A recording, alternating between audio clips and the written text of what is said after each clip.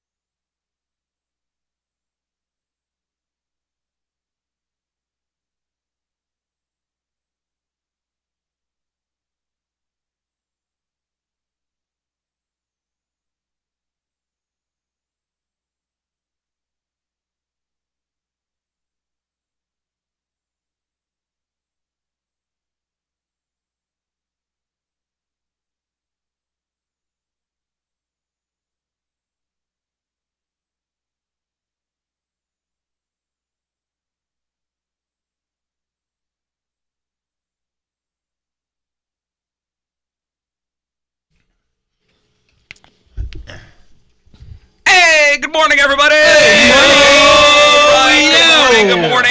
Good morning. It's Friday, our first Friday of the year. That's right, it is Friday. Yeah. People are still looking to see what day it is. My wife was talking to me about Sunday as if it was tomorrow. Yesterday being Thursday, and she was talking to me about our plans on Sunday as if it were today. Wow, she's ahead. See, most people are behind. Yeah, I don't know what's going on. I keep thinking it's Thursday. Oh, we do have an announcement to make. Uh-oh. Well, we're still one man down. But the world is one man up. Added up. Yeah. It's one man up. Woo, tired. Congratulations to the Patrico family. Hey! Another friggin' Patrico running around this town. Something felt weird yesterday afternoon. There's another one out there. A disturbance in the force. Yeah, How many Patricos are there? There are 700. I think they're kind of a stereotypical Italian family. There's a lot of them. I think everybody knows at least a Patrico. What was the time? Did he give us a time on this? Yeah, 4:53 or 4:53. 4:53.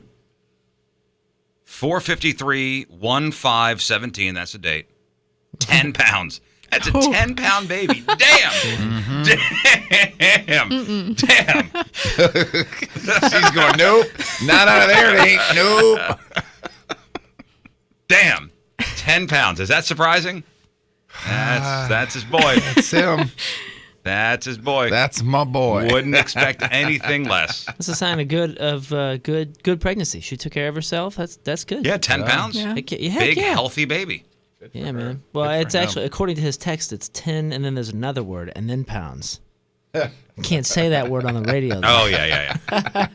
10 friggin' pounds. That's exactly right. As if he pushed that thing out. Right, yeah. You're right. As if he did. But I saw the Blues did something for him very nice. Oh, wasn't that cool? Yeah, at the Scott Trade Center, I guess pregame, they put on... Yeah, the big screen above the ice. What does it say? What does it say exactly? It says, "Welcome to the team, Dominic Patrico, 1/5/17 at 4:53 p.m." Yeah, that's cool. Yeah, that's really so cool. Awesome. That's cool. I'm glad we wound up doing that for him. Yes. Yes. We had to pull a couple strings. We made that call to Stillman. We had to pull a couple strings, but we got it done. Yep. We got it done. No, I'm happy for Krista. I'm happy for Tony. Not real happy for Dominic. I mean, he really has no chance at this point. Yeah. I'm happy for myself. We don't have to talk about this damn pregnancy anymore. Yeah. So, hey, everybody wins, huh? Everybody wins. Good. I got out of it without having to eat a placenta this time. No. It ain't over yet. That is not mean? entirely true, Moon. Oh, no. Is this... What do you mean? Well, I mean, the placenta has been saved. Are you serious? Of course. Oh, no. Of course. Well, it's going to take money again. Why throw out a good placenta? That's what I've always said, too. A perfectly good placenta. And you know what happened last time? No. What happened last time? Oh, man. When Tony's daughter was born, we put the placenta on ice. And our dear Moon for how much? I don't know. It 250? wasn't. I was going to say 250. It was right around enough. 250? We were at my house. It was a couple $100. And we made a shake out of it. Yeah. Well, we cut it and we baked it first. We baked it and then we put it in a smoothie. No, it's a placenta colada. Yeah, that's right. Yeah, because there was some, some vodka. If you like placenta coladas. Yeah. Remember that song? Oh, yeah. Absolutely. But even that was a very disgusting afternoon. Even the vodka and all that could not take the taste of like a it was the bottom of a canoe. It was a really dirty bottom of a canoe. It was a metal canoe. Yeah. It's very metally. The Merrimack in like mid-July. Yeah. After it's been sitting in the back of the pickup truck. The canoe had been sitting in stagnant water. For No. It was pulling the canoe out after a float trip, and there still being like an empty Jello shot thing in there and a floating condom. Yeah. That's what it tasted like? Yeah. Man. Yeah. I mean, that's Yeah, an pretty empty Jello descriptive. shot If you container. lick your hand after you had a handful of inchworms in your hand for a while, and then dumped them out and it licked your hand, that's what it was like. Well, that's a strange vision as well. I'm trying to find the Yeah, video. Patrico brought with him into the delivery room the official Riz Show placenta cooler. You're kidding? So No way. it's- of course it's on I was ice. intentionally not trying to mention it at all, so I could skate by and then. You know what? I had almost forgotten about it. But there was a listener that said, hey, you going to throw that thing away? Well, hey, I'm not going to scoff at a money-making opportunity. Because, listen, I don't think that's going to ever happen again on this show. No other placenta opportunities. I don't think so. No, not from me. Not for me. Okay. I've been fixed. I've been fixed. Unless Patrico gets pressured into another kid, which is a possibility. Who Highly knows? possible. Highly possible. He says he's going to get a vasectomy, but who knows? I think he will. You think he will what? I think pressured? he'll get it. Nah, he'll get it. I think so, He'll too. get a vasectomy. Oh, you think he'll get pressured? No, I think he'll I get think a this is vasectomy. it. I don't know, man. It ain't over. It ain't over until the cauterizing happens. Yeah, it ain't over until you see that little wisp of smoke between your legs. Till you can smell And- your own skin And, burning. and, It's and not guys, over. personal testament here. Even that doesn't mean it's over. Reversibles are possible. Yeah, well, Take it from me. not in this house, for sure. Nope. So congratulations to the Patricos once again. Old Dominic born at 4:53 p.m. Yeah. I was waiting for that text. I had texted with Patrico earlier in the day, and I guess you know the way Tony is. Sometimes he gets graphic. They had popped the water. Hey. Oh, really? That's funny because he usually doesn't get too graphic. So it's kind of surprising. Now, Yeah, sometimes he does. did you text too much? I didn't want to text him too much I afterwards. said Pixar didn't happen. Right, yeah, no, that's what I was gonna say. Like, did you ask any details or I did he didn't. watch? No. Did I he didn't call him. film? I didn't call him after. Okay. I have a still photo from the video of Moon eating the placenta up for 7 Let over me here. see. Yeah, my face. Oh yeah, that's Oh, when I God, licked yeah. it raw. Oh, that's in my kitchen too. Yeah. Yeah, that's when I licked it raw for an additional $20. I believe. That's right. Well worth it. Yeah, Well worth it. I think it was. Well, listen. At least the Patricos were at a hospital That's true. when it happened, because I read this story yesterday. I guess on Monday in Pennsylvania, a woman, her name is Amanda. She was at a car dealership getting her oil changed, and she gave birth to a healthy baby girl in the toilet bowl. Whoa, Girl. yes. Oh, wow. Healthy baby girl in the toilet bowl. Quote, I went to pee, and then, I don't know, it was all of a sudden, and I'm holding her. Every woman that's been in labor for 36 hours is like, F you, lady. She just went to pee, and all of a sudden, here's a baby. There's a baby. Wow. She said she yelled for help, and there happened to be a nurse, like a registered nurse, at the dealership. Amanda's husband was there, too, and he helped by tying off the baby's umbilical cord using a shoestring from his boot. So there you go. Wow. It's a toilet baby for you. Anytime somebody asks her where she was born, she's got a story, man. Wow. Yeah, but you don't let the school kids know that. Yeah. Toilet baby, There's toilet baby. toilet baby. Where were you born? See the car dealership over there? Right there. Barnes. Hey, I heard you were born in a toilet, Sally. No. I'm born in a Kia dealership. Okay. I'm still not 100% sure where I was born. I think I found out. I think it was downtown St. Louis. Yeah. Yeah, but I think was there a hospital there in the 80s? It's not there anymore. In downtown St. Louis? Yeah. There was one at that Forest Park one. Is that what you're talking about, or more downtown? I don't know. What was that? Homer Adams one? There was that one. Man, I have the strange memory of being told that I was born at a hotel. I mean, hotel. At a hotel. At a hospital downtown. In a hotel toilet. That's not there anymore. I mean, all growing up, my parents, my adopted parents, told me I was born at Missouri Baptist. So every Well, time we you've go back, I was talked like, to I your was real born mom there. before. I mean, have you asked her? Yeah. Well, no, I'm sure I asked her, but I remember I flooded her with about 1 million questions. You're so I not wasn't always talking about retaining City the answers. Hospital, right? That was gone Maybe- by then, wasn't it? Well, 81. I don't know. I mean, Yeah, I don't know. I don't know. It's fascinating. Speaking of hospitals, Do we go? Are you guys planning on going? I always have this debate with it because I'm like, do they really want me Well, they're there? probably going home today, right? No. No, I think No, it's- it's usually a 24 two. Is it No, it's 48 two-nighters. hours? Oh, okay. Which is why you never want to have like an 11:30 baby, Right. Yeah. you know, at night, because then they're like, woof, there goes that night. Yeah. I mean, did you go last time? I think we did. I don't know. Yeah, we did I last know time. I did. Yeah, I did. Yeah, because I remember that was the first time I saw Tony in just In without socks. without shoes on. Yeah, That's yeah. right. If I Yeah, but didn't, that's the I'd like first to say that baby. I did. Like the second baby, I mean, no offense to young Dom. Yeah. Sorry, Dom. But we'll see eventually. Yeah, we want you to develop a little more personality, and then we'll. You know what we do? Just type in newborn boy in Google because they all look exactly the same. We'll just pull it up and we'll all go, oh, there's No, Dom. just look up Mike Piazza's catcher's mitt. And that's what every newborn looks like. Mike Piazza of all the catchers. What, I don't know why that's the first one Because that he's popped into my Italian. mind. Because he's But Italian. honestly, in all reality, I am not feeling 100%. Like I Yeah. think I'm developing a cold. Me too, and Jeff too. Yep. I'm being serious. Well, I know I am too. me too. Being serious.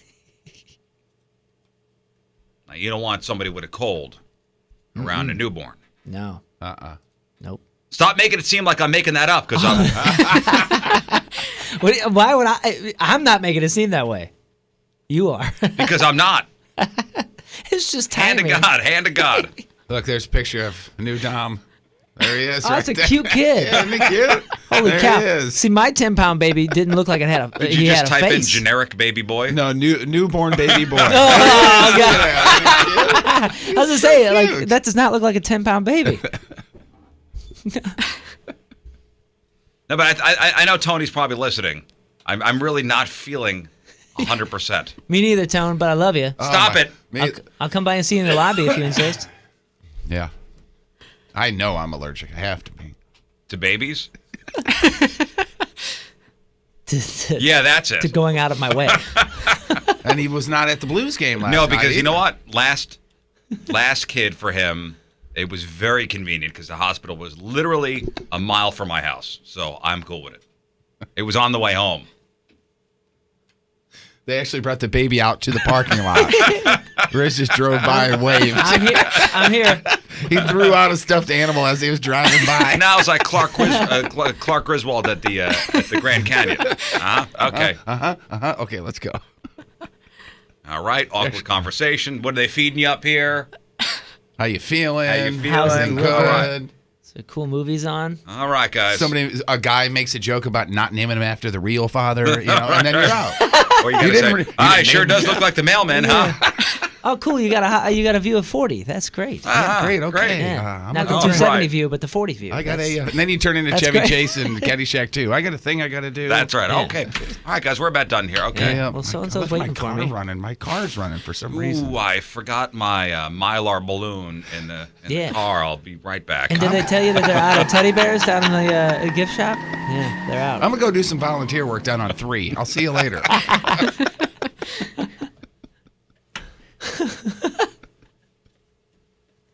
Oh, so much love in this room. Hey, save that for young Dom. He'll want to listen to this Oh yeah. when he's older. Oh, sure. You know, Yep. let's flag this. Someday young Dom can have his own show and talk about drinking 30 All right. beers in a night. Yeah. You know, I'll title it Dom. Welcome to Earth. Welcome to Earth, Dom. Uncle Moon's gonna eat your placenta.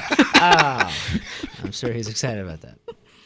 Our phone number 314-969-DUDE, 314-969-3833. On the webcams, in the chat room. Hello, 1057thepoint.com/Riz. Emails rizshow@1057thepoint.com. And he was not at the game last night, and they suffered, man. They lost. What was it, 5-2, something like that? 4-2. 4-2, 4-2. We gave away some Blues tickets yesterday, I guess, Yeah. or maybe not yesterday, but we gave some away for last night's game. And a listener, Louie, and his wife went to the game. Tickets he won with us on our show. Great seats. I didn't know this, but man, center ice 3 rows up from between the benches. What? Dang. Yeah, hello. Those are the seats we're giving away? Apparently so. I'm a little upset about that. yeah. Take me. I would have tried to call in. Best seats they have ever had. They were there with actually other Point listeners sitting around 3 them. rows from the ice? Yep. That's Look at ridiculous. us. Wow. Other Point listeners were sitting around them. They were awesome people, too. Louis said that we probably don't often think about the impact our dumbass contests have on people. They hadn't been out without their kid forever. But he says for some people, tickets like that can change a day or a week or a month. So he just wrote in to say thank you. That's nice. Thank you. I like to look at myself as a regular Mother Teresa. The Sure. Mother Teresa of the radio. Sure. Me. Speaking of thank yous, this goes back to our New Year's Eve party. Kyle and Ashley were there, and they had a great time.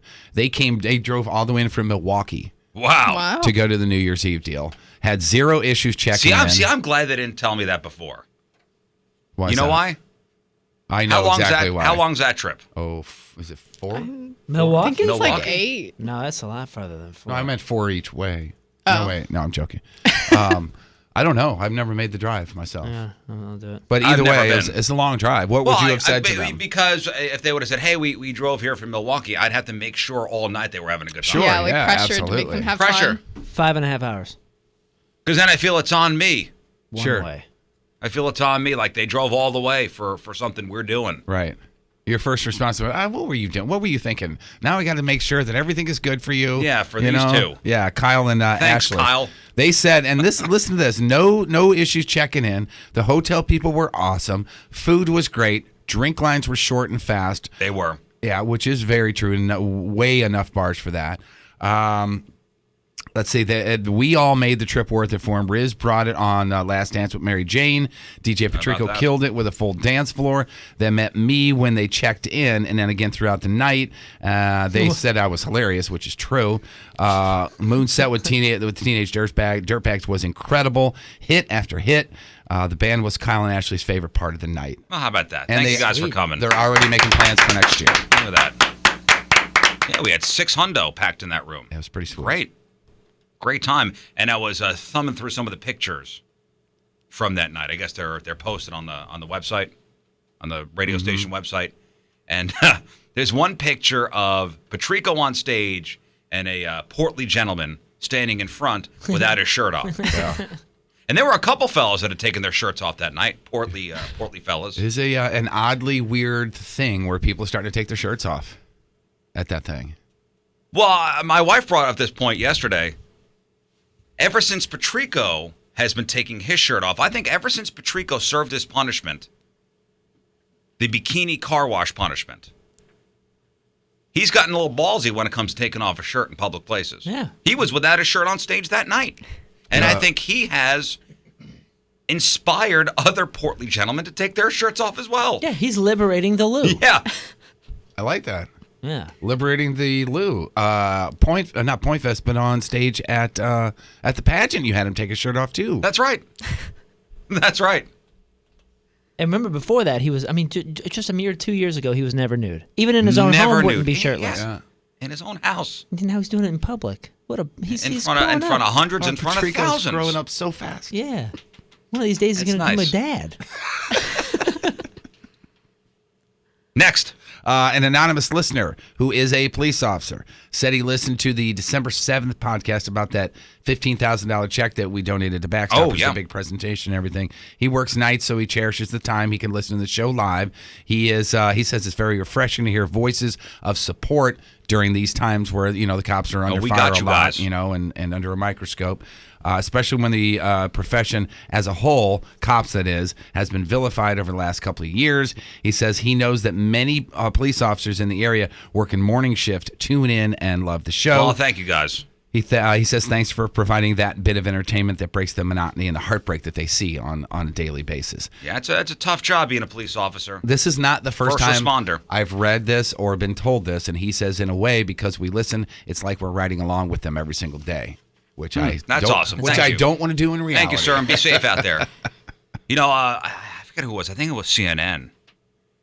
And I'll get to this in a couple minutes. I got to find the list. They put out their list of the top 10 jobs in America. And, as a kid, we dream of becoming like an astronaut or a firefighter or even president of the United States or even police officer. But none of those jobs are on this list. And we'll chop it up in a little while. But Okay.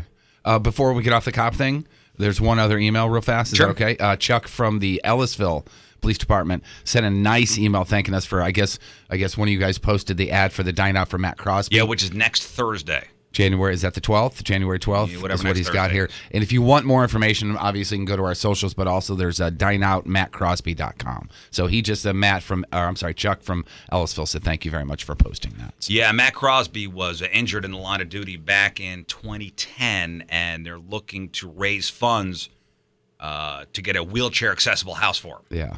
The footage I saw of him, he's obviously he's in a wheelchair and he still doesn't have that access to his house. Yeah, so yeah. This will help So with that next a lot. Thursday, there's a lot of great restaurants on that list, so I'll throw out the Eagle Call. Eagle Call!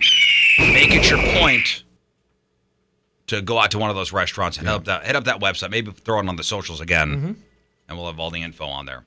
I got to find that 10 best jobs in America list, because most of these things I had to look up to see even what these jobs were.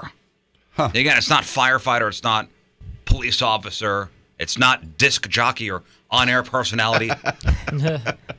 You know what a landman is? Nope. All right.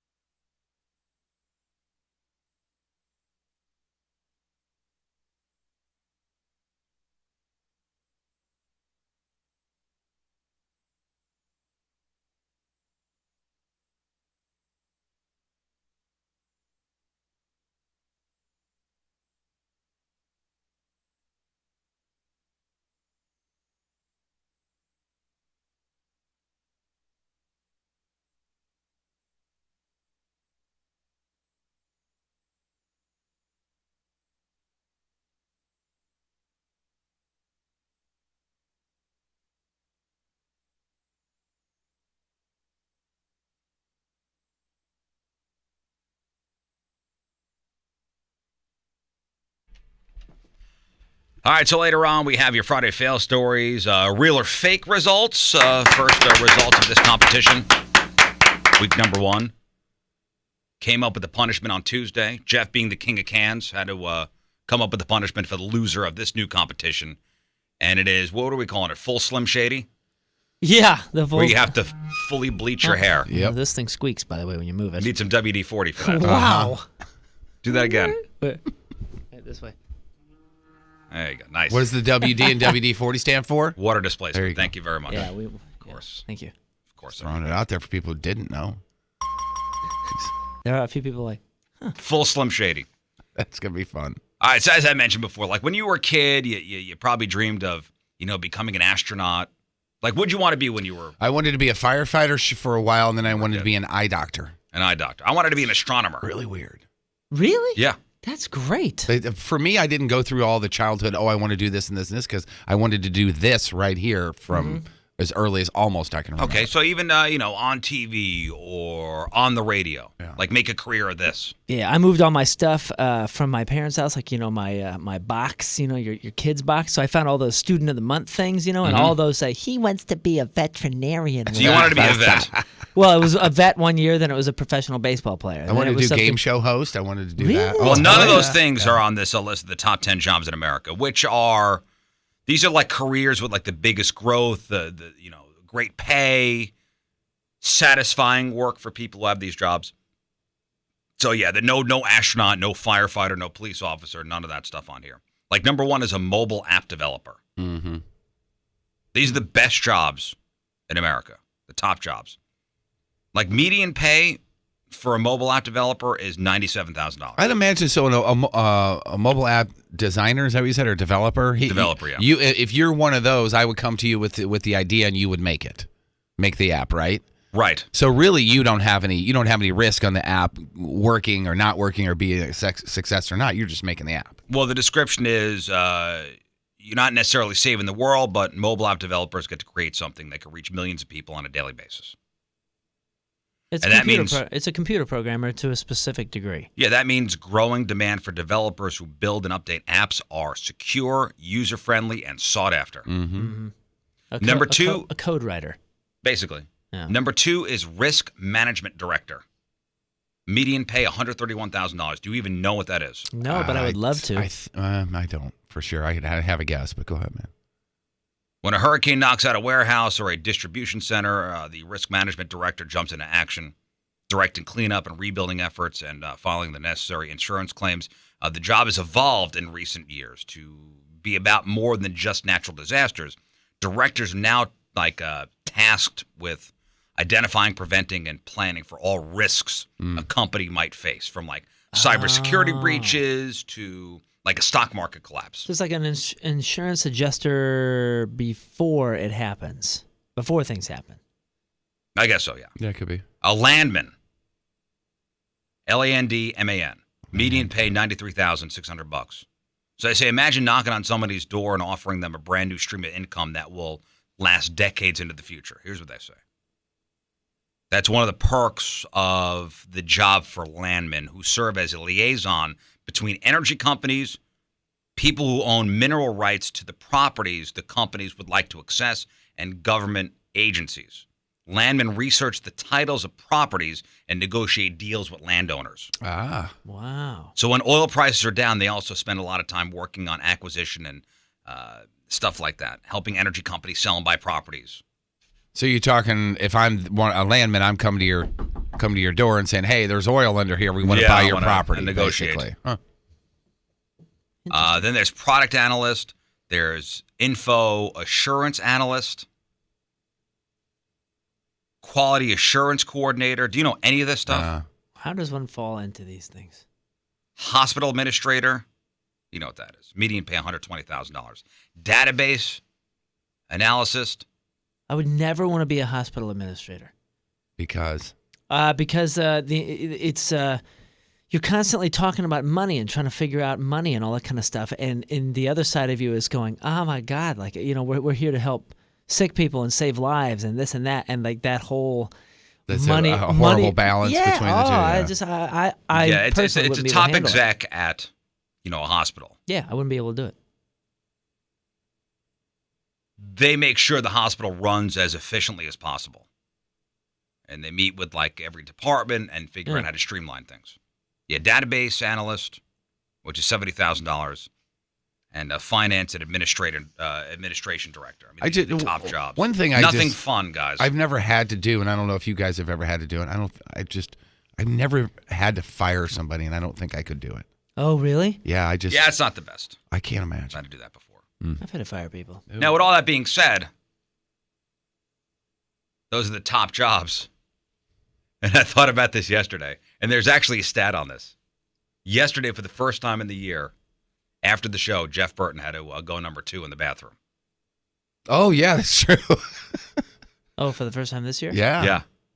Yesterday, Tuesday, I was here all day and nothing. Wow. Nor Wednesday. And then broke the seal on Thursday. Yeah, so weird, wasn't it? That's weird, right? Well, for you. Yeah, because I'm For him, yeah. I'm multiple a day here. Yeah. I go through some And poopery. somebody crunched these numbers. How much money did you make last year while pooping at work? Because unless you're like somebody like Patrico, who Camels, everything. who camels everything, Yeah. you don't clock out when you poop at work. So typically you're getting paid for that time, right? Yeah. Yeah. Which brings up the question: how much money did you make last year while pooping? And obviously that depends on your salary and hours, but somebody, crunch the numbers for the average American. And you go ahead and figure it out, from there. If the average person makes $53,657 a year and works 47 weeks with 3 weeks vacation and 10 holidays, they work a total of 235 work days a year. And since the average person poops 1 to 3 times a day, let's say you spend roughly 10 minutes a day doing it at work, whether that's one longer one or 2 quick ones. That means you spend approximately 40 hours a year pooping at work, or 1 entire week. So that average American made $1,032 moving their bowels in 2016. Damn. Thank you. Wow. What a number crunch. That's, by the way, a desirable job. Yeah. Somebody that gets to put together that study. That's I think that's a right data analyst. Oh, right, yeah. And with our labor force around 155 million, that means Americans were paid $160 billion or so to poop at work in 2016. Damn. Again, it's a very rough estimate, but Give or take a few billion. Would it be those funny are if the numbers. on your check it was itemized like that? Did you guys ever have a job where you had to check out for things like that? I definitely had a job where you had to check out to go I to the had bathroom. one union job where the people who smoked had to check out when they went downstairs to smoke, because we were on like the 5th floor or something.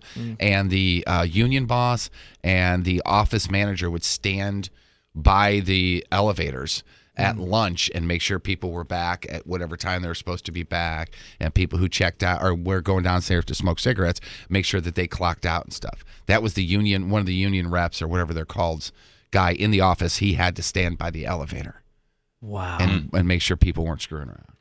So dumb. I had a job where I had to clock out to go to the bathroom. Did you? Yeah, I never did. Mhm. Not to the bathroom. I mean, for lunch and whatever. Yeah. Well, yeah, you ended up just cameling it until lunch because you're like, oh, well, if I have to check Wow. out for What that kind of anyway. job was that? I worked on it was like a dock. I worked in like the mail services of this company. Talk about nickel and diming you. Yeah, it was sweet. Yeah. Yeah, it was sweet. I could tell by how you're not there. No, I had a lot. I mean, I made it fun. That's not going to be the new threat. Right You want to go around. back to the dock? Yeah. You wanna go back to the dock? to the dock with you.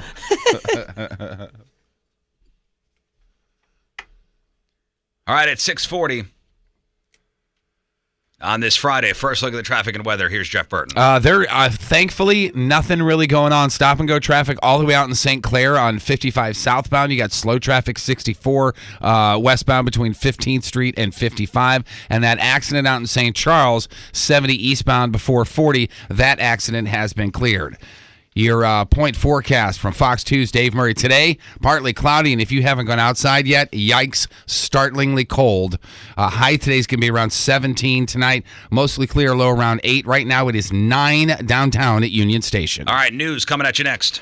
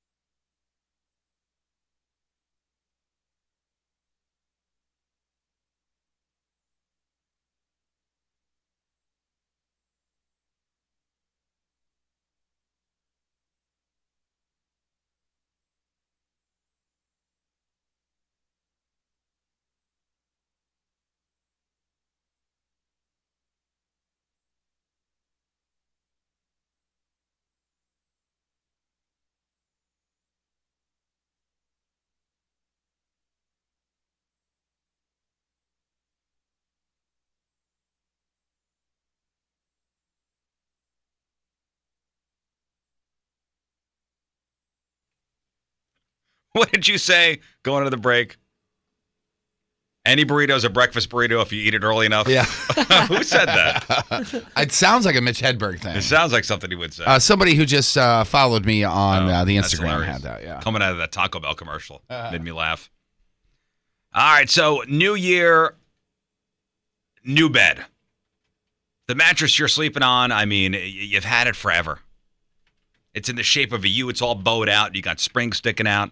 And I always say, think about the dead skin cells and think about, the dust mites in there. I know you flipped it over a couple times, but come on, it's gross. Get a new mattress. Go to Mattress Direct. At Mattress Direct, you always get the best price. Because at Mattress Direct, it's in their name. They connect you directly with the mattress manufacturers. You always get the lowest possible price on the best quality, brand name mattresses because they're cutting out the middleman. I mean, go ahead, shop the competition. Go shop the super sales. Those are just gimmicks, sales gimmicks. Go in there on a Tuesday or a Wednesday, whenever. Mattress Direct, they always have the best prices. See for yourself. Find the location nearest you. They're popping up all over the place because they know what they're doing. They're successful. STLmattressdirect.com, STLmattressdirect.com. Call 314-4DIRECT. On Twitter, at STLmattress. And don't forget about those Ninja pillows. 1057. Can I tell you, I meant to tell you this yesterday. Don't get one because the other people are going to be fighting, or get at least two. At least that's how it is in my house. STLmattressdirect.com. The Rizzuto Show. All right, welcome back to the Riz Show. All right, here we go. Time for some news. Oh, yeah. We gonna do some news. And your news being sponsored by Zero Res. Spell it forward, spell it backwards. It spells the same. Zero Res. You guys see any MoDOT drivers Yeah. on the road yesterday? Saw a lot of them going Out in westbound. full force. And we appreciate what they do. Dude, when I left here yesterday, right around the Ameren area, at one of the lights there was a truck there, and there was a guy in the passenger seat as well. Gave him a little thumbs up and said thank you. I didn't have any issues on the road yesterday. Either. People love to crap on MoDOT. But I didn't have any issues whatsoever yesterday. You, Moon? No, zero. You got a smirk. No. Remember, I was listening to the podcast yesterday, and I remember that you guys yelled at me for driving the speed limit in the snow. Yeah, Remember? and not safe driving conditions. Well, nobody was out, and it's all good. It's all I'm good. out. No, you weren't at the time. I'm out. The posted speed limit is for ideal conditions. And listen, understand. don't let one bad apple spoil the bunch because a MoDOT driver got into an accident in Wentzville yesterday. This is near the intersection of Schrader Creek and West Pierce, and then he bounced. Which you're not supposed to do. Luckily, nobody was hurt. And they didn't say how many vehicles were involved in this accident or what type of accident it was. I'm thinking it was a snowplow that probably hit a bunch of cars. Yeah, if I were to probably. guess. But I'm not, listen, I don't know the details. But again, luckily, nobody was hurt. And police wound up finding the driver later and then arresting him. So People do strange things sometimes in the face of chaos or emergency. Yeah. Taking off like that, it's just... is it a panic thing? Yeah, I think you just flee out It of panic. must be. Yeah, like a fight or flight, and they're just like, oh my God, Yeah. bye. Hope they don't see this big truck with a big blade on the front of Yeah, it. I'm sure my name's not associated with the vehicle number or any of that kind of stuff. I'm out of here. Nobody will notice. The big-ass truck with the plow on the front. I swear I called in sick today. Well, this is scary. Police are investigating a carjacking near the Delmar Loop, which is an area, we frequent, Yep. going to concerts and whatnot. At night? No, yesterday afternoon around 3:30. Intersection of Hamilton and Clemens Avenues. This guy was carjacked at gunpoint by three men. 3:30 in the afternoon. The car, a super sweet black 2013 Nissan Altima, last seen going west on Hamilton. They can't find the car. I was just talking yesterday with somebody about how dangerous it can be down here in our parking lot, the things that have happened there, and we've talked about them and stuff. Because we come in and it's dark out. Like yesterday, when I came in yesterday, and I was here super early yesterday, which is crazy. You were here before me yesterday. Yeah. And there was two guys out by where the fountain normally is. Oh, they were salting. They were salting, and I came down the steps. Salting, not us salting. Not us salting. Not all yeah. salting. Actually salting the walkway. And I had to walk towards them to go to the door that we come in, and I saw one of them look up and see me and then tap his buddy and point at me like, who's this guy coming over here? It was just a dude going to work. Yeah. Well, because Oh, of so where they we were are. scared of you? Yeah. Yeah. Yesterday, coming in, seeing those guys salting and plowing the sidewalks here, I don't think I ever felt safer coming to work. Yeah, because like there walking was from other my human car beings, yeah. to the radio station. Yeah. Well, I wave to Alvin every day, and I'm always kind of like, Alvin's judging. guy in the booth. Yeah. Like And the guy in the old toll booth. But he's been held up 3 times. exactly. And he's the only guy that you see out there. Usually, if you see somebody else, your head is on a swivel, and you're like, hey, I'm going to watch this guy. What's he doing? Yeah, absolutely. Where's he coming from? Where's he heading? You know what? For I'm armed to the teeth. everything that goes on in St. Louis, you got to say, thank God this is not Chicago. Because Chicago, I forget what the stat was with the murders in 2016. It was like New York and Los Angeles combined. Yeah, it was brutal. Jeez, man.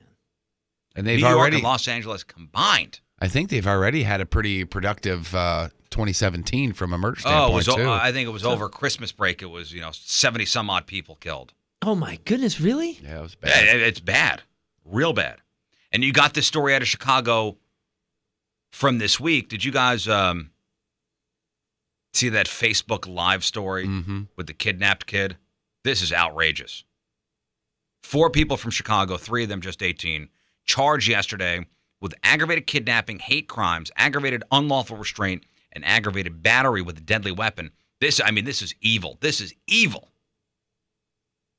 This evil assault, vicious evil assault on a mentally disabled teen, and the hate crime is because the kidnappers were black, the victim's white. And you know what? At first, the police up there in Chicago were like, this is not a hate crime. Even though in the video you could hear them yell F Trump and F white people. What? Yeah, I don't have any formal police training, but as soon as I heard and saw that, I was like, hate crime. Seems pretty cut and dry to me. And the torture of this poor kid, which went on for, I believe, 48 hours. Wow. At least a half hour of it was streamed live on Facebook. And I mean, it is disturbing. Damn, you cut it. I put a whole patch out in boy. Why you do that? Ain't no blood on the blade. Yeah, they're cutting his clothes, they're cutting his scalp. And this is that part. They're talking about blood on the blade. Ain't no blood on the blade. Hell you get. Donald Trump. Oh my brother, Y'all see my this right here? He represents Trump. It's PPG Hothead. Hey, this PPG Hothead speaking. Y'all see this right here? We finna put this in the trunk. It's sickening. It's sickening. It makes you wonder what would make individuals treat somebody like that. And that's the police superintendent over there in Chicago talking about it. Individuals treat somebody like that. Let me be very clear. The actions in that video are reprehensible. That, along with racism, have absolutely no place in the city of Chicago or anywhere else for that matter. Well, of course. I mean, that goes without saying. But it is hard to watch. Do you think with the advent of Facebook Live, and I think you can do live stuff on Instagram now and obviously Twitter and Periscope and all that stuff, do you think eventually they're going to put in some sort of extra charge for humiliation or something, public humiliation because you're torturing somebody live on the internet? Apparently there was like 14,000 people watching this as it was going on. Wow. And people were reporting it to Facebook, and they kept the stream going. Well, like reporting actionable content is something, I guess, which you can do on Facebook as you're watching something like Facebook Live, and they kept the stream going. But I want to know, of those, I don't know if it was 14,000 or 1,400, whatever. Did any of those people call the cops? Right. yeah, if you're gonna report it, hopefully you report it. Like report it. You know what I mean? If you're gonna report it on Facebook, call the cops. This poor and kid. You know what? If you're watching this, if this happens again, if you're watching this, and if you comment on it, like, hey, this is great, that's not enough. You know what I mean? Get away from your computer and make a phone call to 911. Yeah, I would almost hope that people would call the cops first before reporting on Facebook. So when you call the cops, you go, "Hey, turn this on. Right. Yeah. Look where they are. Figure what's out where going they on." are, and get over there." Oh, they're smiling and laughing as this kid is tied up in the corner of this apartment. And the kid only got away because I guess the neighbor downstairs started complaining about the noise upstairs. Because I guess this kid was wailing as he's being tortured for 48 hours. and these scumbag kidnappers went downstairs to confront the neighbor and do something about that. The kid got up and wound up being able to get out of the house, and he was found wandering the streets, disoriented, traumatized. He wound up having to go to the hospital. They say, he's mentally disabled. Right. Excuse me. They said he hasn't been able to talk to his parents about this. I was about to ask where the parents were. Man, that sucks. He's classmates with one of these kidnappers. And I guess the kidnapper was like, hey, stay over my house. That's just pure evil. Evil. The best part I've seen of this whole story is the four of them, their mugshots. Oh, one of the girls, it's two sisters. It's two sisters, not sisters, sisters. Sure. And one of them is balling. And the two dudes are trying to be all tough in their picture. They're looking at a lot of jail time. Good. Yeah, you're real tough. Yeah, there's at first, and this story is a couple days old, and there was so much outrage when the police said, this is not a hate crime. So much outrage. I bet. Then they kind of reversed it, and now it's blowing up, and I'm glad the story's blowing up. Absolutely. And these people are called out. That's a horrible, just an evil thing to do a fellow human. And they're saying these scumbags have no remorse. They're talking no remorse at all. Really? Mm-hmm. Wow. Hey, you think when you do something illegal and perverted, you'd spend a couple minutes coming up with a decent excuse just in case you get caught. Not this next guy here. 47-year-old creepster from Indiana busted back in October of 2015 for cutting a hole in his ceiling into his upstairs neighbor's bathroom and hiding a camera directly across from their toilet. The two women in the apartment found the camera, called the cops, and apparently the guy's excuse was he put the camera in there because he thought one of them was stealing from him. Mm-hmm. Oh, Totally makes sense. thought that one through. I'm not sure how exactly he thought he'd catch them stealing while they were sitting on the can. But again, I'm not sure this guy thought this whole excuse thing out. I gotta say, I'm so glad that most creepsters and criminals are morons. I mean, aren't you happy that they can't? They're not very witty, can't think on their feet, usually catchable, and then even dumb, prosecutable. Right. So the cops ended up issuing a warrant for him last December, but they never picked him up. They never picked the guy up. And that changed on Monday. Here's the all right, man, really dodged a bullet here. I'm not in jail for spying on my neighbor. So it's like a scared straight kind of thing. I'm never going to do that like of thing again. Life changed. Yeah. Like I'm at a straight and narrow for me. Get my life together. No, he was busted for shoplifting on Monday, and they found out about the old warrant. What a dope. So now he's locked up on voyeurism charges. In a kind of related story, a guy from Florida was busted for taking upskirt pictures earlier this week and told the cops, quote, I do this every Sunday. Church of the upskirt every But Sunday. he was caught on a Monday, so that didn't. I was busy yesterday. Well, Monday was a holiday. I mean, it was New Year's Day observed. Yeah. Yeah, 3-day that's weekend, true, yeah. officer. And how about this guy? You want to talk about creepster? This is a little dark. This is a little darker than throwing a toilet cam, I think. And what could be darker than that? Let your mind wander for 1 second. I'll give you a moment. Okay. What's worse than the first story there, than the guy drilling a hole in a ceiling and placing a camera facing the toilet?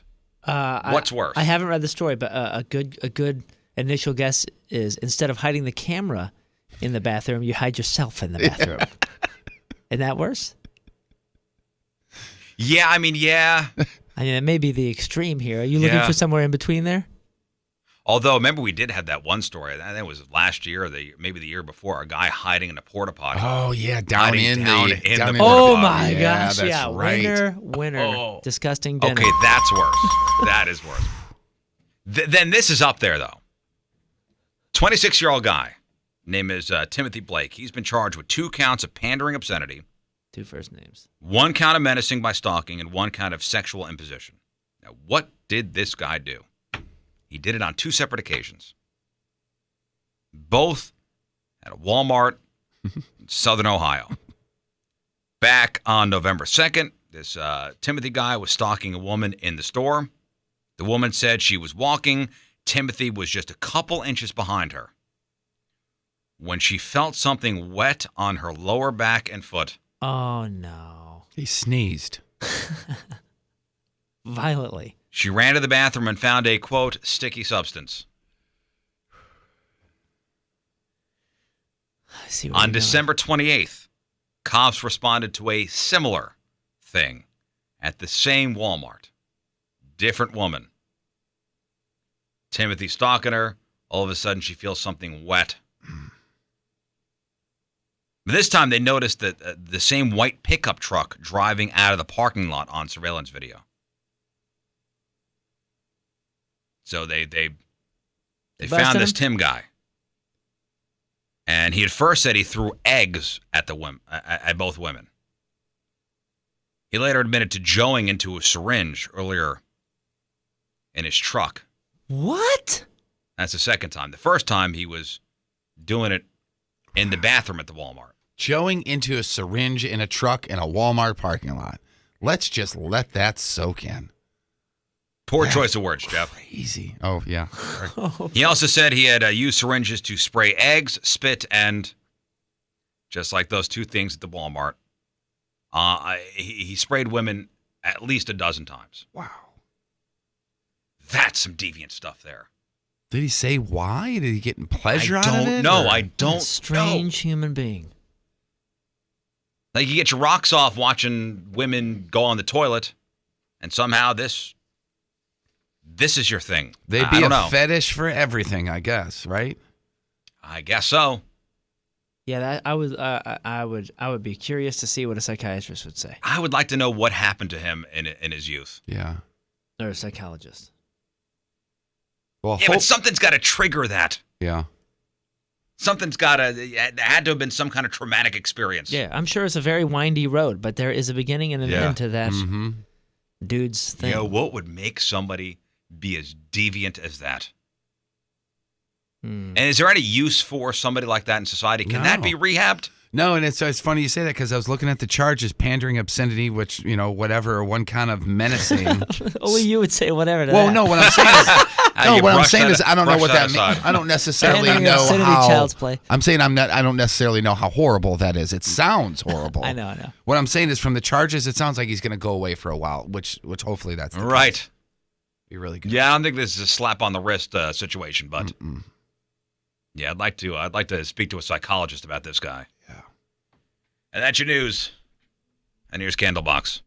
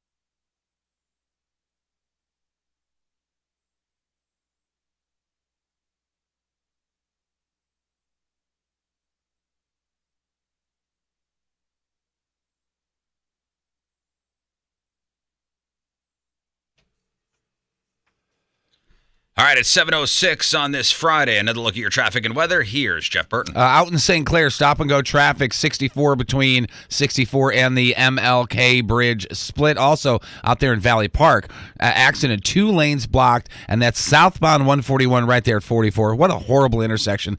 Thankfully, they're fixing that Where's up. that? 44 and 141 in Oh, Valley yeah, Park. yeah, yeah. I think they're doing a flyover there. Accident, right lane blocked, 141 southbound before 44. I just mentioned that. And also accident 94 at Heritage Crossing, possibly due to refreezing. So use caution on bridges, overpasses, and all that this morning. Your point forecast from Fox 2's Dave Murray today. Partly cloudy, very cold. Highs only going to be around 17. Mostly clear. Low tonight around 8. Right now it is 8 downtown at Union Station. All right, sports in your headline. Who's next?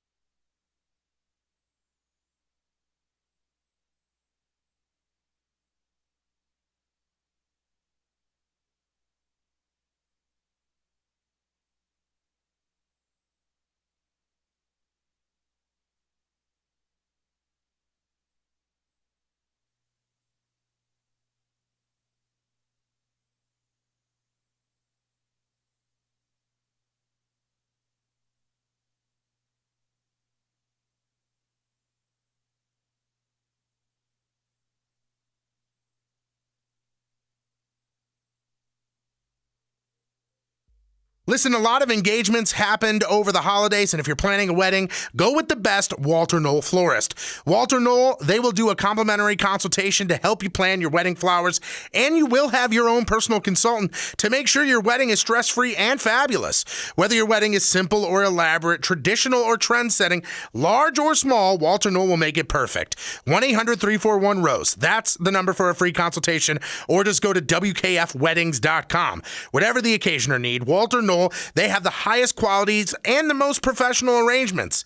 Listen, this is why they're going to guarantee you 100% happiness with your floral arrangements, or they're going to replace the arrangement with one that's twice the value.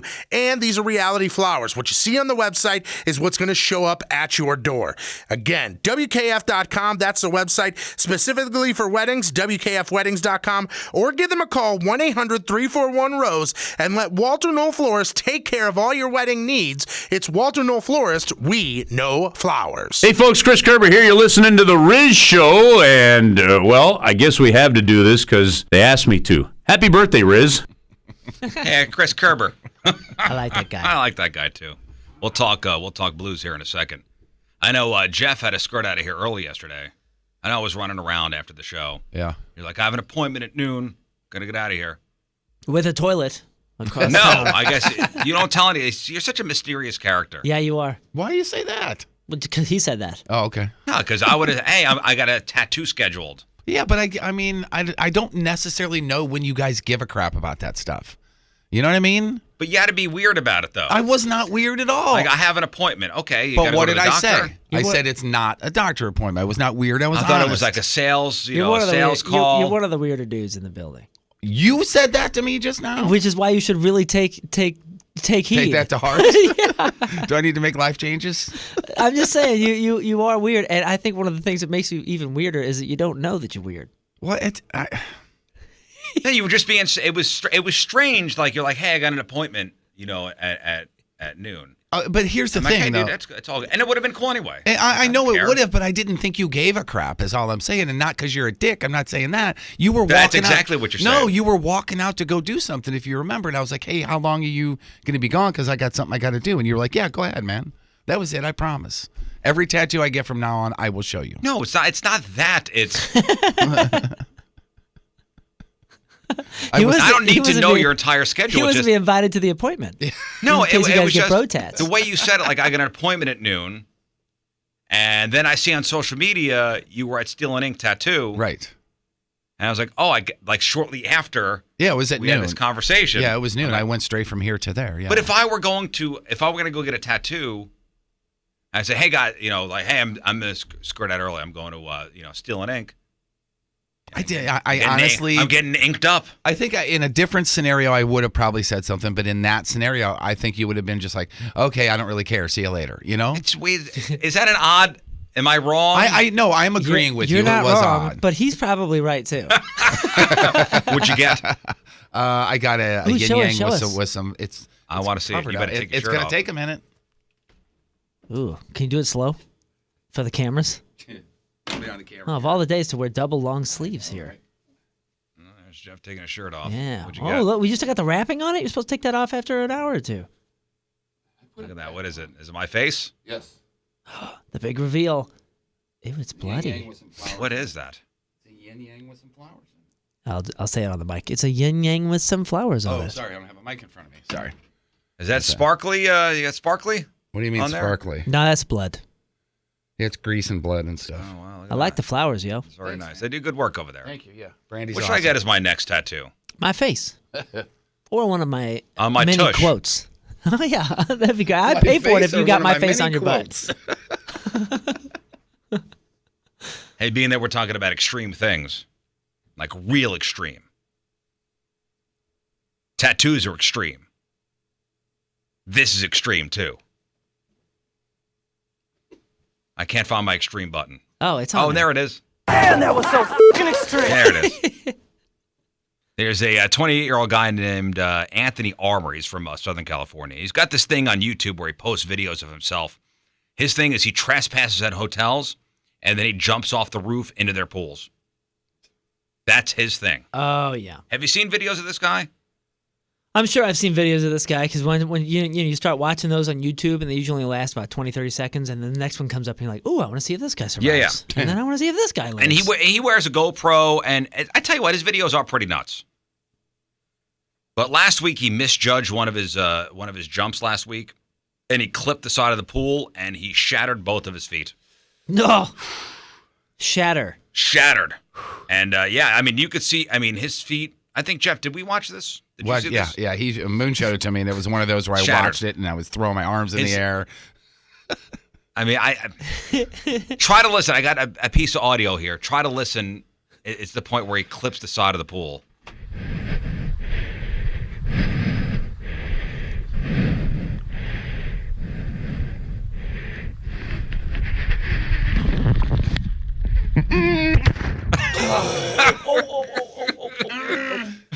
Oh, when I show Jeff, it's that part where he goes, That's when he knows he isn't going to make it. He's in trouble.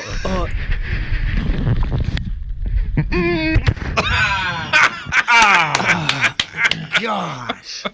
By the way, the jump that he did is insane. Yeah. He had to clear like a roof and another balcony and something else. And Is it's a same terrible guy angle. that jumped off the roof and cleared the dock? I don't know. It's the same guy that you're going to hear about in the future dying from one of these. That's for sure. The video he posted shows it from 3 different angles, and there is a pretty gnarly shot of his feet at the end. Now they're both in casts, and he needs at least 2 more surgeries, and he's asking people to help pay his medical bills.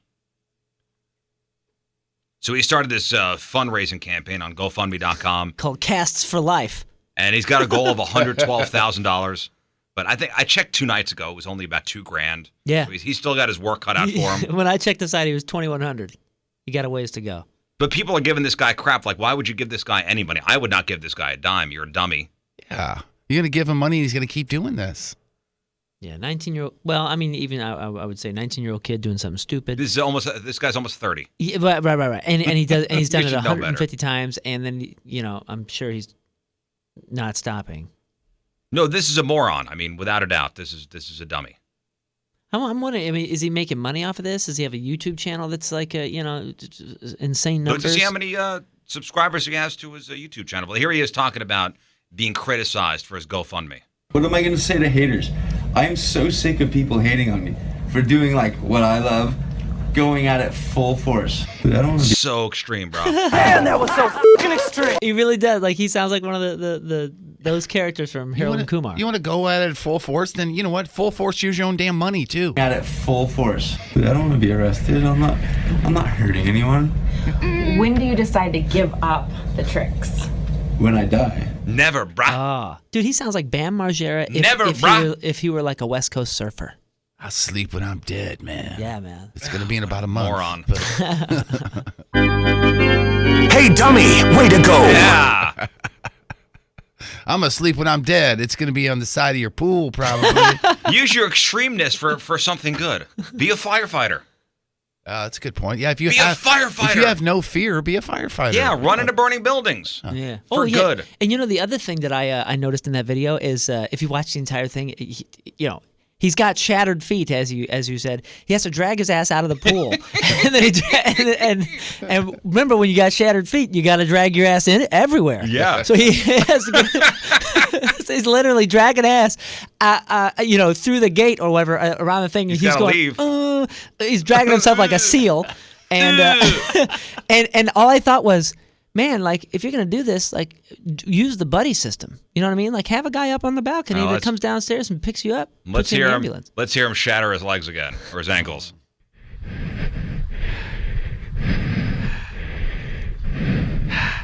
Okay, here I go. He's so extreme. I'm gonna go now. Here I go. I'm gonna make it. I didn't make it.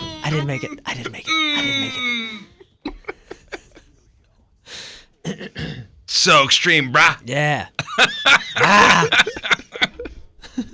All right, Moon's got your sports. Yeah, sports brought to you by that nice couple in Crestwood that would sell me and my buddy Kevin baseball and hockey cards back in the late 80s and early 90s. They seemed like nice people. The Blues gave up a pair of third-period goals and lost 4-2 to the Hurricanes at Scott Trade Center. Edmondson and Tarasenko had second-period goals to put St. Louis to a 2-1 lead. Yeah, I was watching up to that point, and I was like, great. Yeah. And then I guess I Here went we to are. bed and Yeah, see this what is happens when I go to bed. This is going to happen. This is going to Things are looking up. Well, the Blues have now traded wins and losses in their last 7 games. They do host Dallas tomorrow. Staying with hockey for a second, the Blue Jackets' run at history is coming up just short. Columbus had a 16-game winning streak that came to an end with a 5-0 loss to the Capitals. The Jackets were a victory away from tying the 92-93 Penguins for the longest winning streak in NHL history. I found that interesting. 92-93 Penguins. That was Lemieux and that was Yager. And they were pretty decent. Yeah, who's a goalie for that team? Would it have been Johnson? No, it wasn't Johnson. I'll look it up. A pair of Cardinals are confirmed for participation in the upcoming World Baseball Classic. The agent for pitching prospect Alex Reyes says he has been selected to play for the Dominican Republic. And then infielder Matt Carpenter also confirms to the Post-Dispatch that he will be on Team USA. I was going to talk about basketball, but I'd rather not. Hey, can I bring something up then? Since you said Team USA, the Junior World Championships just ended last night. USA beat freaking Canada in shootouts in Montreal. So congratulations to them. That's the team that there's 2 or 3 St. Louis dudes on the team. Oh, that's nice. Their captain actually is from Chesterfield. Oh, nice. Yeah, so congratulations to those guys. That's like teenagers, like 18 and 19-year-olds or Of something. course we won because... Last time I checked my watch, it still said America. That's right. Even though it was in Montreal. That's right. The NFL has suspended Dallas Cowboys defensive end Randy Gregory, that's 2 first names, for at least 1 year for missing a drug test in November, his 3rd violation of the league's substance abuse policy. According to ESPN, Gregory was previously suspended the first 4 games of the season for a violation during the 2015 season and subsequently suspended another 10 games for missing a test in the offseason. All right, so he was drafted in 2015? Sure. Okay, he's drafted in 2015, I believe. He failed his drug test, got to play in 2 games this season, and then failed again? Yeah. How does this guy have another chance? Who is this again? Dude. On the Cowboys. I don't understand how even the first time this guy's got a chance to come back and play. That's the NFL for you. That's my problem. Is that in their collective bargaining agreement, I guess? I love the sport. I'm not a fan of the league. Come on. Stop breaking the law, ass! While he was activated and played in the Cowboys' final 2 regular season games, he was not able to play in the division playoff game. Gregory can apply for reinstatement 60 days before the suspension ends, which would make him eligible for the playoffs next year if the Cowboys qualify. It's also possible that he could appeal the suspension in federal court. Good luck, dummy. NFL playoffs begin tomorrow. It's wild card week in the NFL. Playoffs begin with Texans hosting the Raiders and the Lions squaring off with the Seahawks in Seattle. Seahawks head coach Pete Carroll says that they're thrilled about being back in the playoffs, but what else is he going to say? Man, it stinks being here. Yeah, like, hey, what do you think about being in the playoffs? Oh, well, we're thrilled to be here. You know, it's a shame. It's the the Raiders quarterback got hurt and he's out for the season, and they got a backup going in the playoffs. And I'd like to see the Raiders could have made a run. Yeah, a good team this year. Yeah, Sunday the Steelers host Dolphins and the Giants face the Packers in Green Bay. Who was the goalie for the 92-93? The guy who played 63 of their 82 regular season games was Tom Barrasso. Huh. It's a familiar name. Yeah, I thought it was a bigger name, though. Ken Reggett was also on the team, but he only played 25 games. Energy up. I'm Moon. That's your sports, since everyone likes playing with balls. All right, your headline Hooge is next.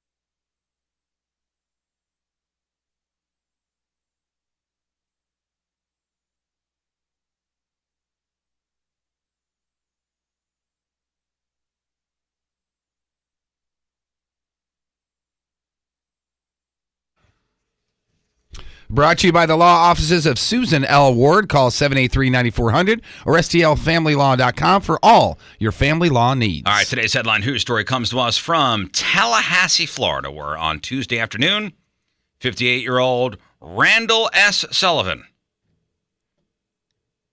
probably old Sully they called him. Hey, there's Sully. Hey, there's Sully. Look up his picture, by the way. What's his name again? Randall S. Sullivan. Randy Sully. Randy Sully. He walked into a Starbucks and headed straight for the bathroom. And he was in there for a while. Eventually, it happens. It does happen. Well, eventually, employees say they could smell smoke. Oh. And they checked on Randall as he was leaving the bathroom and found a burning pair of underwear on the floor. I can see this. I have noticed that every time my underwear is burned, it's a bad sign.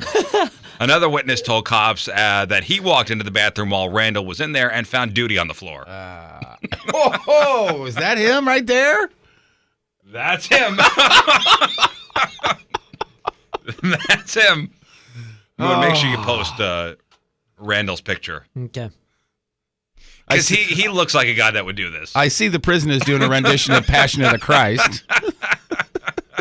The mugshot looks like he dropped his keys. So the employees alerted the cops, who were already in the parking lot. They found a lighter in Randall's pocket. He's been charged with 1 count of arson. So Randall goes into the Starbucks bathroom, is in there doing who knows what. He pooped on the floor and lit his underwear on fire. From Tallahassee,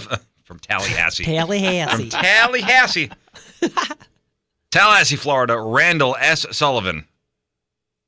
You are today's headline news.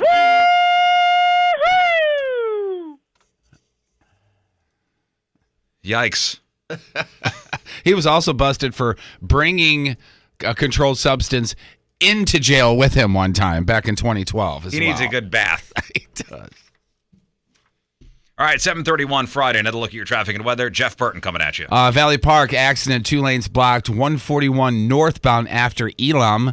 Also in St. Peter's, there's an accident on the Heritage Crossing overpass, possibly due to refreezing. So you got to use caution. Yes, it's not snowing, but any moisture that's on the roads. I mean, my goodness. Your point forecast from Fox 2's Dave Murray. Partly cloudy, very cold today. High only around 17. Mostly clear, low around 8 tonight, and that's what it is. 8 downtown Union Station. All right, Jeff's got your crap on celebrities. After the break, what are we working on? Megyn Kelly being groomed for the Today Show, ? Also, David Spade was in a bad car accident. And are things not going well for Conan O'Brien? All right, we got that. We got your crappy birthdays. We got the porno birthday. That's all next in your crap on celebrities. Short break. Stay there.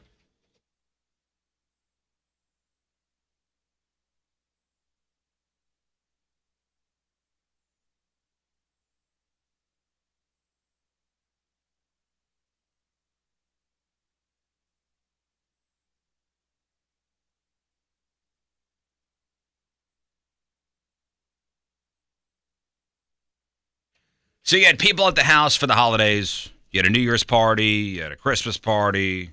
Any kind of social gathering at your place. And, you set up the food in the kitchen, and everybody grabs their paper plates, and they go and sit on the couch in your living room. The living room with the nice white carpet. And somebody always drops something. They don't tell you. Or somebody drops something, they wind up grinding it into the carpet. And, of course, you got the wear and tear from the pets and the kids. Get Zero Res into the house. And they're going to clean your carpets. And don't worry, it's safe for the pets. It's safe for the kids. When I had them at my house, that was my wife's first concern. I don't want the chemicals in the house. You got the kids. Well, listen, Zero Res, first of all, they take the time to ensure your carpet looks and smells great when they're done. And they are the only carpet cleaning company that uses patented empowered water. So there is no soapy, sticky, dirt-attracting chemical residue left behind. Safe for the pets, safe for the kids. Call Zero Res, mention the Riz Show, they're going to hook you up. I promise. 314-474-2020, 314-474-2020. They're online at ZeroResSTL.com. I mean, these are the pros. Zero Res, get those carpets cleaned. 314-474-2020, ZeroResSTL.com. It's Zero Res. Spelled backward or forward, spells the same, Zero Res.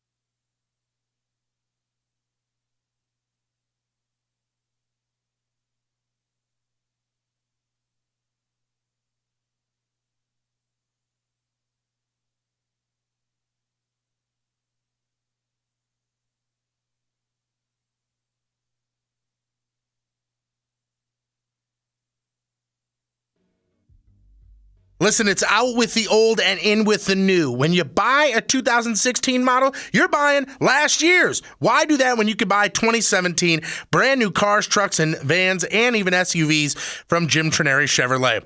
At Jim Trineri, they've got over 1,000 vehicles in stock, and they want them off the floor and out the door. You'll save thousands with dealmaker discounts on the new 2017s, like a Chevy Spark for just $99.95, a 2017 Cruze for just $14,995, even an Equinox $18,995. And if you're like me, you want a truck. I mean, we are in the season for bad weather. Just look outside. It's happening. Right now, get a Silverado Crew Cab 4x4 LT, just $34,995. Why settle for last year's leftovers when you can get savings on brand new 2017s like these? Plus, Jim Trineri, they're going to give you a minimum $4,000 on your trade-in. That is incredible. 3 places to check them out: O'Fallon on Highway 48K, in Union on Highway 47, and in Troy on Highway 61. Also, additionally, you can check them out online at jimtrineri.com. It's Jim Trineri Automotive Group. Find new roads. The Rizzuto Show on 105.7 The Point. Yeah, Patrico's not here. Took But there is a another day new, off, huh? there is a new Patrico in the world. Dominic Patrico, born yesterday, 4:53 p.m. Mom and baby doing great. It's fantastic. Patrico doing Tony. I mean, Yeah, that's the same. about the same. What are you gonna do? A couple folks after the Christmas holiday asking if there was any influence there from Dominic the Donkey. Yeah, of course there was. Yeah, you I think mean, so? he named the kid after His middle name is The Donkey. the greatest Christmas song of all time. Dominic the Dominic the Donkey. Donkey. Patrico. So this was making the rounds yesterday, and a couple people sent this to us. We were talking about Coachella. I guess Coachella was announced earlier this week. Yeah, well, you couldn't stop talking about it. You were so excited. I mean, that's not for already me. making hotel reservations. Not for me. Radiohead, was it Radiohead, Beyonce, and Kendrick Lamar, maybe? Okay. Yeah, you nailed it, dude. So those are the headliners, and then you fill in with smaller acts. I mean, any good rock bands playing? Or Radiohead? Okay. The Coachella? Yeah, I'm really not. It's not for me. Okay. Anyway, some guy posted this Craigslist ad. 56-year-old guy named Gordon, and he is offering a free Coachella ticket. Quote, for the right person. He's from West Covina, California. He's looking for a companion to use his second VIP ticket, and then he basically rattles off a list of creepy demands. Some of them are creepy, some of them are not. Must be a female between the ages of 19 and 25. Must be comfortable traveling in a recreational vehicle. Vintage Shasta Chinook 3100. I guess that's an old style RV. Must have fashionable sense of style in the veins of typical Coachella goer, i.e. cute Indian headband, small ripped jean shorts, lots of colorful bracelets. Okay.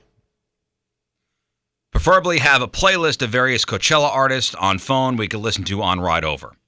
Must keep hands and feet moisturized at all times. Must be open-minded and opportunistic. Must be okay with periodic hand-holding. Perhaps during certain sensual songs and while walking into the festival initially. Oh, that's cute. Fingernails and toenails must be nicely painted and harmonious with general color scheme of outfit. Again, these are all requirements. If you want this VIP ticket for Coachella, you must fit all the criteria. He's building a girlfriend. He really is. I will provide snacks such as beef jerky and peanut butter sandwiches, but if you have additional snacks and or drinks, big bonus. Being social is fine, but no excessive fraternizing with other male festival goers, and most definitely no public affection with other festival goers. Wow. So Violation of this rule results in immediate removal of Tropic Motor motel room privileges and maybe even return ride. Please be my girlfriend for the weekend. By the way, those Shasta Chinooks are like the pickup. You know the pickup RVs? Yeah. They're like, because you could put the RVs in the back of a pickup. This is one that was like all came in one, and it's super 70s out. Oh, yeah? You know? Oh, those wow. are so sweet. Also required periodic moments of extended eye contact. Allow me to brush your hair once per day. Not mandatory, but encouraged. That's strange. Over the line. Must be into drugs. Pot okay. Must take a minimum of 4 photos of us together and post them to your Instagram account. What? Any personal grooming, such as toenail clipping, eyebrow plucking, or lipstick application, must be done in my presence. That's creepy. That is very creepy. Wow. What is the reason while for I'm that? brushing your hair? At least once during festival, you must allow me to carry you on my shoulders so you could see stage better. Perfect time for Instagram photo. At least twice during the festival, you must tell me in a playful manner that, quote, I am naughty. What? Are you making this up now? No, this is in the actual Craigslist ad. This is where we begin. This is the first step into Freak of the Week territory. At some point in time during a festival, you must tell me that, quote, you didn't know how this would go, but you actually are having a good time. Wow, he's giving her a script? Yeah. At least once during our stay, after you shower, you must use the stream to write a cute message on the bathroom mirror for me to find later when I shower. Jeez, oh.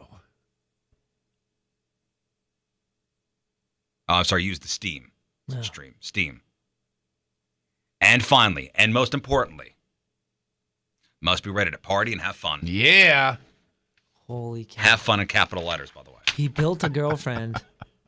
Yeah. And gave her a script. And credit the guy for thinking everything through, I suppose. Free VIP Coachella ticket, ladies. And a free ride in the RV. And there's some lady out there that's like, okay. And that guy. And this guy. Does it say underneath, sold out? 56-year-old Gordon. Get it. All right, here we go. Time to find out what's going on in the world of music and entertainment with your Crap on Celebrity. It's brought to you by Southern Armory. Concealed classes are forming now. You can register at southernarmory.com. Oh! Talking more about Megyn Kelly making the jump from Fox News Channel over to NBC. According to New York Post, they're saying the gig in NBC includes her being groomed to take over for that Savannah Guthrie on the Today Show, who is now out on maternity leave. And they got Katie Couric in there now doing it, who was the old host. Her and Matt Lauer, I guess they hosted together for, 20 years? Yeah. And everybody's loving Katie Couric back on the Today Show. the band Poor Savannah back together. Guthrie, she gets knocked up, she has the kid, she's on maternity leave, and everybody's gunning for her job. Right. Yeah, that sucks. But the joke's on them because she apparently just signed a new 5-year deal with the Today Show, so she ain't going anywhere. Meanwhile, Fox News has given Tucker Carlson Megyn Kelly's old time slot. Tucker's old time slot is going to Martha McCallum, who's hosting a show with about Donald Trump's first 100 days in office there. That's another nice-looking chick. That Martha McCallum? Yes. Yeah, that's another good-looking chick. Yeah, these are all people that I'm sure I know their faces, but I can't figure out the Tucker names. Carlson was, he doesn't do it anymore, but he used to wear a bow tie. He used to be, I think he was on Crossfire. Yeah, and he always has the kind of, I don't know what to say, moppy hair, but he doesn't have TV guy hair. He's got like real person hair. I've never That's seen what this I noticed. guy. He used to have a bow tie. I don't think I've ever seen this guy. I never trusted him. And I didn't know this. This was kind of under the radar because of Megyn Kelly, I guess. But speaking of faces you recognize, this Greta Van Susteren, yeah, she's also leaving. She's moving over to MSNBC. Well, she's been off Fox for a while now. Oh, she has. Oh, okay. Yeah. So I don't watch it. So she's moving over to MSNBC. She's going to be hosting a show called For the Record. Her old show was On the Record. See, that's how you do that. We don't know how much screen time Carrie Fisher was supposed to get in the next couple of Star Wars movies, but according to MovieWeb, Princess Leia had 2 critical scenes somewhere between parts 8 and 9. Reunion with Luke, confrontation with her son Kylo Ren, who killed his father, Han Solo, in The Force spoiler Awakens. alert if you didn't see The Force Awakens. Oh, sorry, it says it right here. Sorry. It's been out for Star Wars 8 is already in the can. There's no word. Either one of these scenes had already been shot or not, so we don't know what's happening with the next one. But a picture showing Carrie on the set with Mark Hamill could mean that they had already done their scene for the next one, so hopefully she's going to be in there. But the possible plot staying the same because of CGI and motion capture and all that stuff, so it looks like she might be in the next one. If you watch Rogue One, it's not 100% there. Well, it's never going to be 100% there, but it is awfully damn good. The CGI with the characters. Well, yeah, with Peter Cushing or whatever. Yeah, remember? Peter Cushing. Yeah. That was incredible. When I saw it, I went, okay, cool. I feel it was cool, but since he was in it so much, then you start to notice that it's like a really good video game cutscene. Yeah, I did think about the video game thing, but still, it's awesome. Hey, it's cool. Having a CGI character that much in it, and it's still, cool. I mean, I was able to suspend. I would disbelieve. I was too. I mean, I loved everything about Rogue One. You ever watch how they did that? The Peter Cushing, the CGI thing. They had a guy. Actually that looked awfully like him, and he just has like how Avatar had like all the dots all over all the guys, whatever. He has like almost like a camera set up just on his jawline and face kind of area, just so they can recreate the face, and the rest of it is that crazy. guy. That's crazy technology. Yeah, crazy. Speaking of Carrie Fisher, HBO is airing its new documentary about Carrie Fisher and her mom, Debbie Reynolds. They both passed away tomorrow night. It's called Bright Lights, and they decided to air it a little earlier than they originally planned, and the family is completely 100%. Yeah, they had. I guess this was supposed to be shown later this month or maybe next month. Yeah, I think it's next month. And knowing that both of them have died, it's sad. I'm going to play a little bit from the trailer, but it's sad to see it. Yeah, it really is. Because they really were best friends, the mom and the daughter. They're face to face. They're so close. They're always right next to each other. And the little bit I've seen, never anything uncomfortable. They are so comfortable with each other. Also, like they live next door to each other. Yeah. All right, here's a little bit from that trailer. Mother and I live next door to each other. Mommy, I'm home. You cannot keep that phone. That's from when they first invented cell phones. Works fine. It's ridiculous. Just dandy. I have to go and start rehearsals for Star Wars 72. I'm concerned because my mother is not feeling well. This for the show? I forgot I had it. That's what's good about losing your memory, is there's so many surprises. It's like the old days in a way, but I'm like the old days, so. I'm my mom's best friend. I share everything with my daughter. Yeah, and it just seems as though it was they just followed them around the cameras. Yeah, saying goofy stuff. And they are, like you said, they were so close, it was ridiculous. Lived right next door to each other. She gets up in the morning and brings food over for her mom. I mean, it's ridiculous. So that's airing, what did I say, tomorrow night? David Spade. First of all, David Spade driving a Range Rover. Good for him. Severely jacked up. This happened. He's got money. You don't think he's got money? Oh yeah, sure. Wednesday night, someone barreled into him in Hollywood.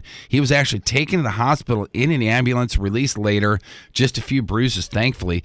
I guess the other driver had sped up to get through a yellow light intersection and then just destroyed his Range Rover. It's done. And also, Tate Diggs involved in an accident in Hollywood that same night. He didn't get hit. He didn't hit anyone else. He just lost control on wet road conditions, walked away unhurt, but his Mercedes SUV is completely totaled. If you are a Kardashian or a Jenner, and you... you're going to say cadaver. If you are a cadaver. If your last name's Jenner or Kardashian, what do you do if you want attention? What do you do? What do you do if you want clicks, or if you want... You just post anything on social media. That's it. How about you take your clothes off? Yeah, say, take something off. And guess who's the next one that wants to take their clothes off? The mom. Has the mom done it? I don't know. I think she did like a swimsuit thing. Caitlyn Jenner. Yeah, according to the National Enquirer, Caitlyn wants to pose nude, wants to do that whole break the internet thing like Kim did with the picture. Mm-hmm.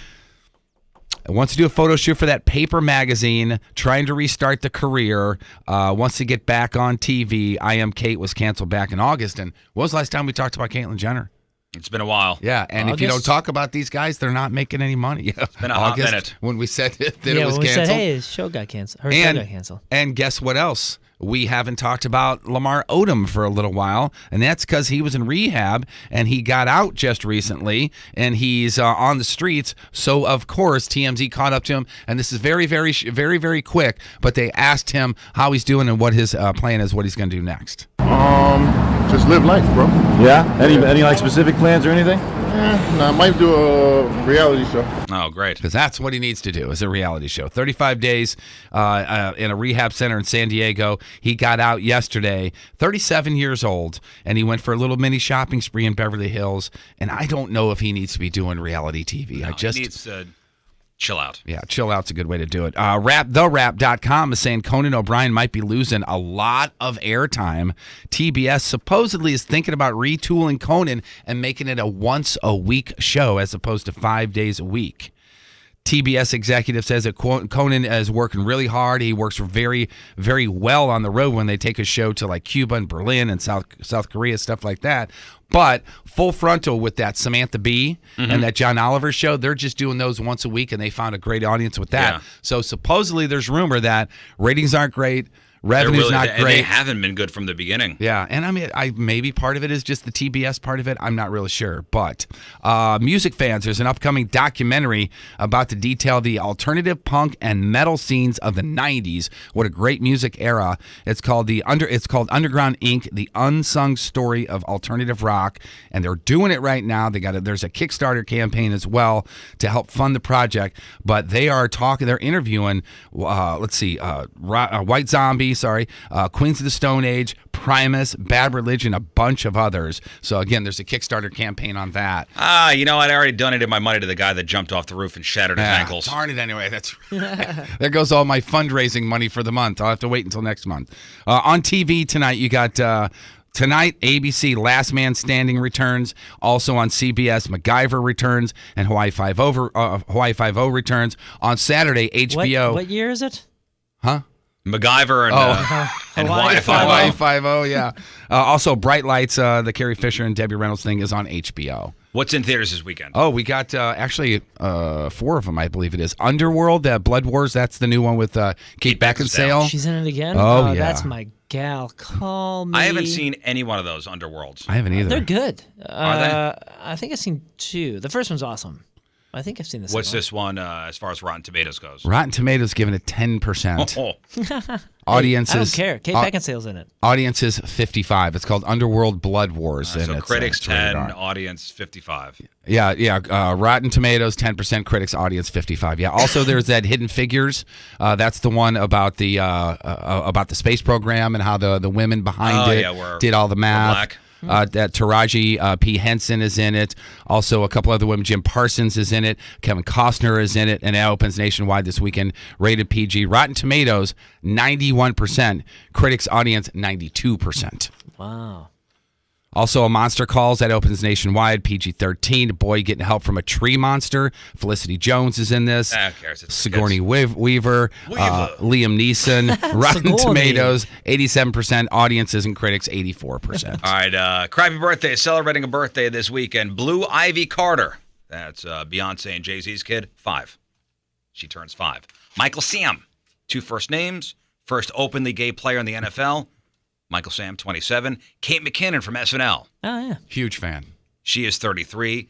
Kim Jong-un, dear leader of North Korea, friend of Dennis Rodman, hates Seth Rogen. Bad haircut. He's 33. Eddie Redmayne, he was Stephen Hawking in The Theory of Everything. He is 35. Our buddy Dustin Diamond, Screech from Saved by the Bell, is 40. Danny Pintaro. Who is that? Yeah. Who is Danny Pintaro? Was that from the Samantha show, Saved by the Bell? Who is Danny Pintaro? Oh, is Who's he the in boss, Fall Guy? brother? The boss on Who's the brother on Who's the Boss? Jonathan. Yeah. Is that right? Yeah. Yeah. Are you Jonathan. kidding? Wow. HIV positive and 41. Jeremy Renner from The Avengers is 46. Norman Reedus, Daryl from The Walking Dead, is 48. R. Kelly is 50 and still a pervert. 2 first. Nicolas Cage is 53. Howie Long, the Raiders legend, now Fox football analyst, he is 57. Katie Couric is 60. Rowan Atkinson. Mr. Bean. Mr. Bean is 62. I love that guy. Malcolm Young, former AC/DC guitarist who's suffering from dementia. He is 64. Kenny Mother Effin' Loggins is a sexy 69 this weekend. I feel like he has 2 birthdays a year. We talk about him often. Robbie Krieger from The Doors, 71. Professor Stephen Hawking is 75. And Lou Holtz, the legendary Notre Dame football coach, is 80 years old this weekend. Today's porno birthday, brought to you by Patricia's, where fun and fantasy meet, is Kathy Sweet. And today's birthday girl has been stuffed more than a Build-A-Bear in 93 fine films, including Drunk Sex Orgy, Gangsta's Paradise. She was in Drunk Sex Orgy, Power Tool Party. She was in Drunk Sex Orgy, Winter Jam. She was in Her First MILF, Volume 1. I Like Dirty Old Men, Volume 5. She was in... Say that again, Scott. I Like Dirty Old Men, Volume 5. Thank you. Go ahead. She was in Girls Who Like Girls Who Are Into Girls. And who could... I've seen that. Have you? Oh, no way. And who could forget her unforgettable role in I Love My Gynecologist, Volume 12. Kathy Sweet is 37 years old. That's your porno birthday. Crappy birthdays. That's your crap on celebrities.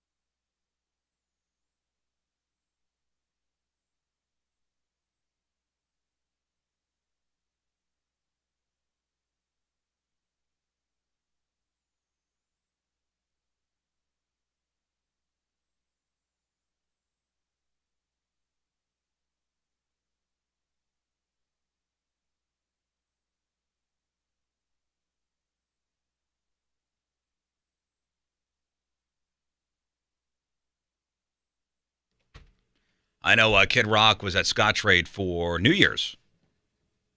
And I was talking to somebody actually in line going into the Winter Classic who was at the Kid Rock show. Said it was great. Yeah, he was Kid Rocking up and down the block.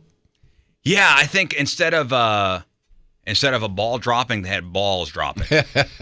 Like they had testicles. And you're not joking, right? No, like testicles drop for New Year's. That is awesome. That's hilarious, isn't it? That is so cool. That's our Kid Rock. Yeah. Hopefully, That's so Kid Rock, isn't hopefully it? our listeners forget that in the next 360 days or whatever it is, and we do that at Ninja New Year's. That's a great idea. You've seen Kid Rock live? Yeah, it's great. Have you? It's fantastic live. No, I may have seen a song or two at Mississippi Nights. My favorite of him was him at Scott Trade a couple years after. I want to say Run DMC opened. Oh, really? Yeah, Whoa. I think so. Pretty sure. You may not Had a like Kid suite Rock and songs, everything. but man, that guy No, I like the is guy. a showman. And you know what? He's super down to earth, normal, Super nice. everyday, very charitable guy. Dude, good dude. Good dude. All right, before we get out of here, don't forget the real or fake results. Round number 1 of this brand new competition. So that'll be before we get out of here. We'll take a break, and then we'll come back with our Friday fail stories, first of the year. But first, a look at the traffic and weather. Jeff Burton coming at you. 270 stop and go traffic, 270 northbound between Gravois and Manchester. Stop and go traffic, 44 westbound between Bowles and 141. Same thing, 55 southbound between 64 and the MLK Bridge. Stall on the ramp, Skinker there, Clayton and Skinker, 40 eastbound, right around that area. Also stop and go traffic, 40 westbound between Hampton and Big Bend. Traffic lights not working, 2 different areas. Baldwin at Manchester, Shoto between Reese Road and Henry Avenue, and then that same area a little bit further west as well. So be careful there. Your point forecast from Fox 2's Dave Murray, partly cloudy. Very cold, high around 17 today. Mostly cloudy, low around 8. Right now we're up to 9 downtown at Union Station. Friday fail stories next.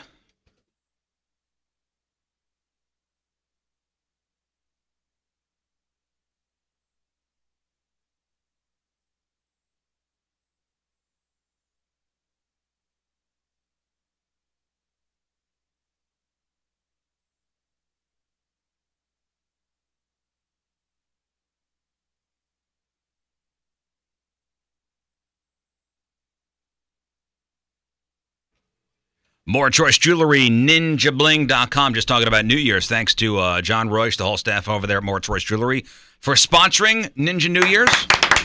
Nice to see Ninja Bling Jr. there, Dan, with his lovely wife, hanging out all night. More Choice Jewelry is where you go for the finest jewelry around. And you want the finest customer service experience, you go to More Choice Jewelry. It's the worst if you're going for an engagement ring. You're going to drop some money if you want something nice. So you're going to drop some money, but you want to feel good about the purchase you've made. You don't want to feel like you've been taken advantage of, and they will take care of you at More Choice Jewelry. You get a personal shopping experience. It's not some schmuck leaning on a case who doesn't know what he's talking about. You make an appointment. You sit in a private office. Spend like an hour, hour and a half's worth of time with any one of the employees up there. They'll educate you, give you the knowledge, and you'll get something great. Guaranteed. They're never wrong. See what we're talking about. More Choice Jewelry. Hit up ninjabling.com, get the phone number, get the address, and make the appointment. The local jeweler will be here forever. More Choice Jewelry, ninjabling.com, the exclusive jeweler of the Riz Show, where you get the jewels and not the shaft.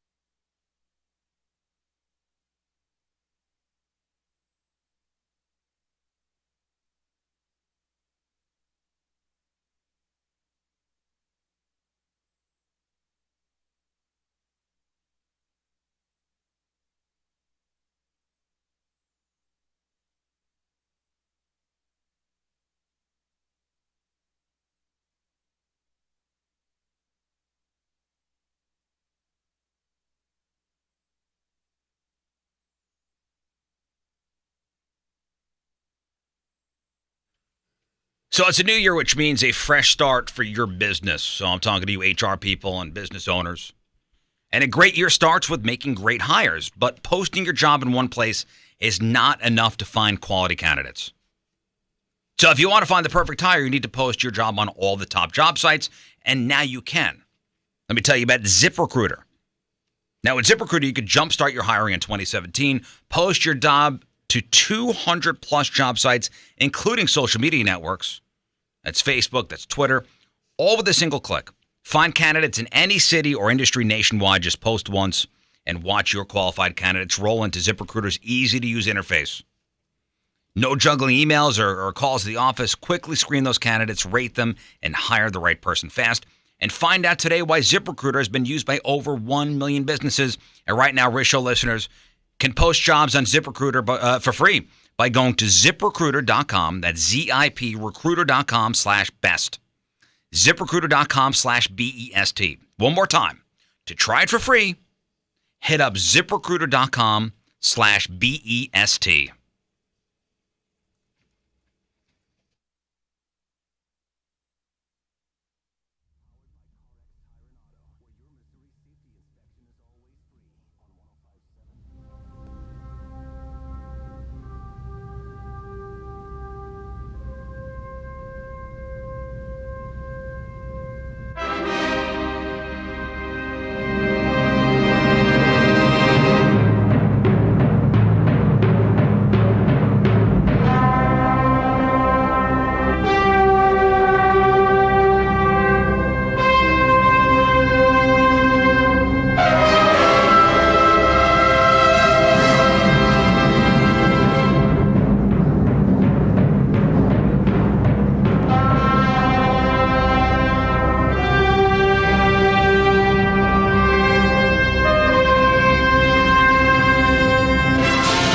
This year, ladies and gentlemen, your Friday Fail Story! You know, all these people had the perfect plan. Nothing could possibly go wrong, but it did. That perfect plan, it went sideways. And it became an Uber, an Ultra, dare I say it, mega. Here we go.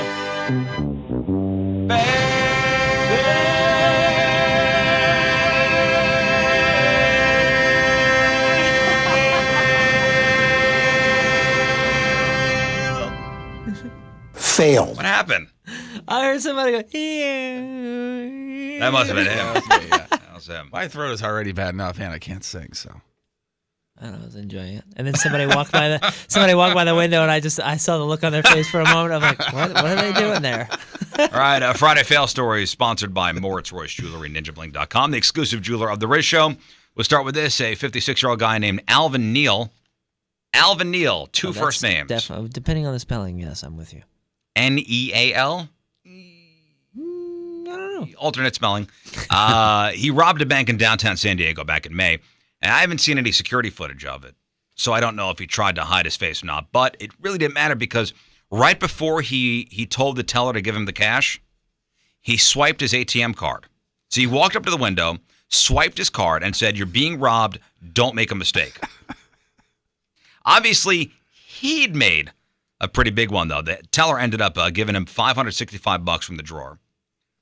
Then as soon as he left, they called the cops, who used his account information to look up his name, his driver's license, his address.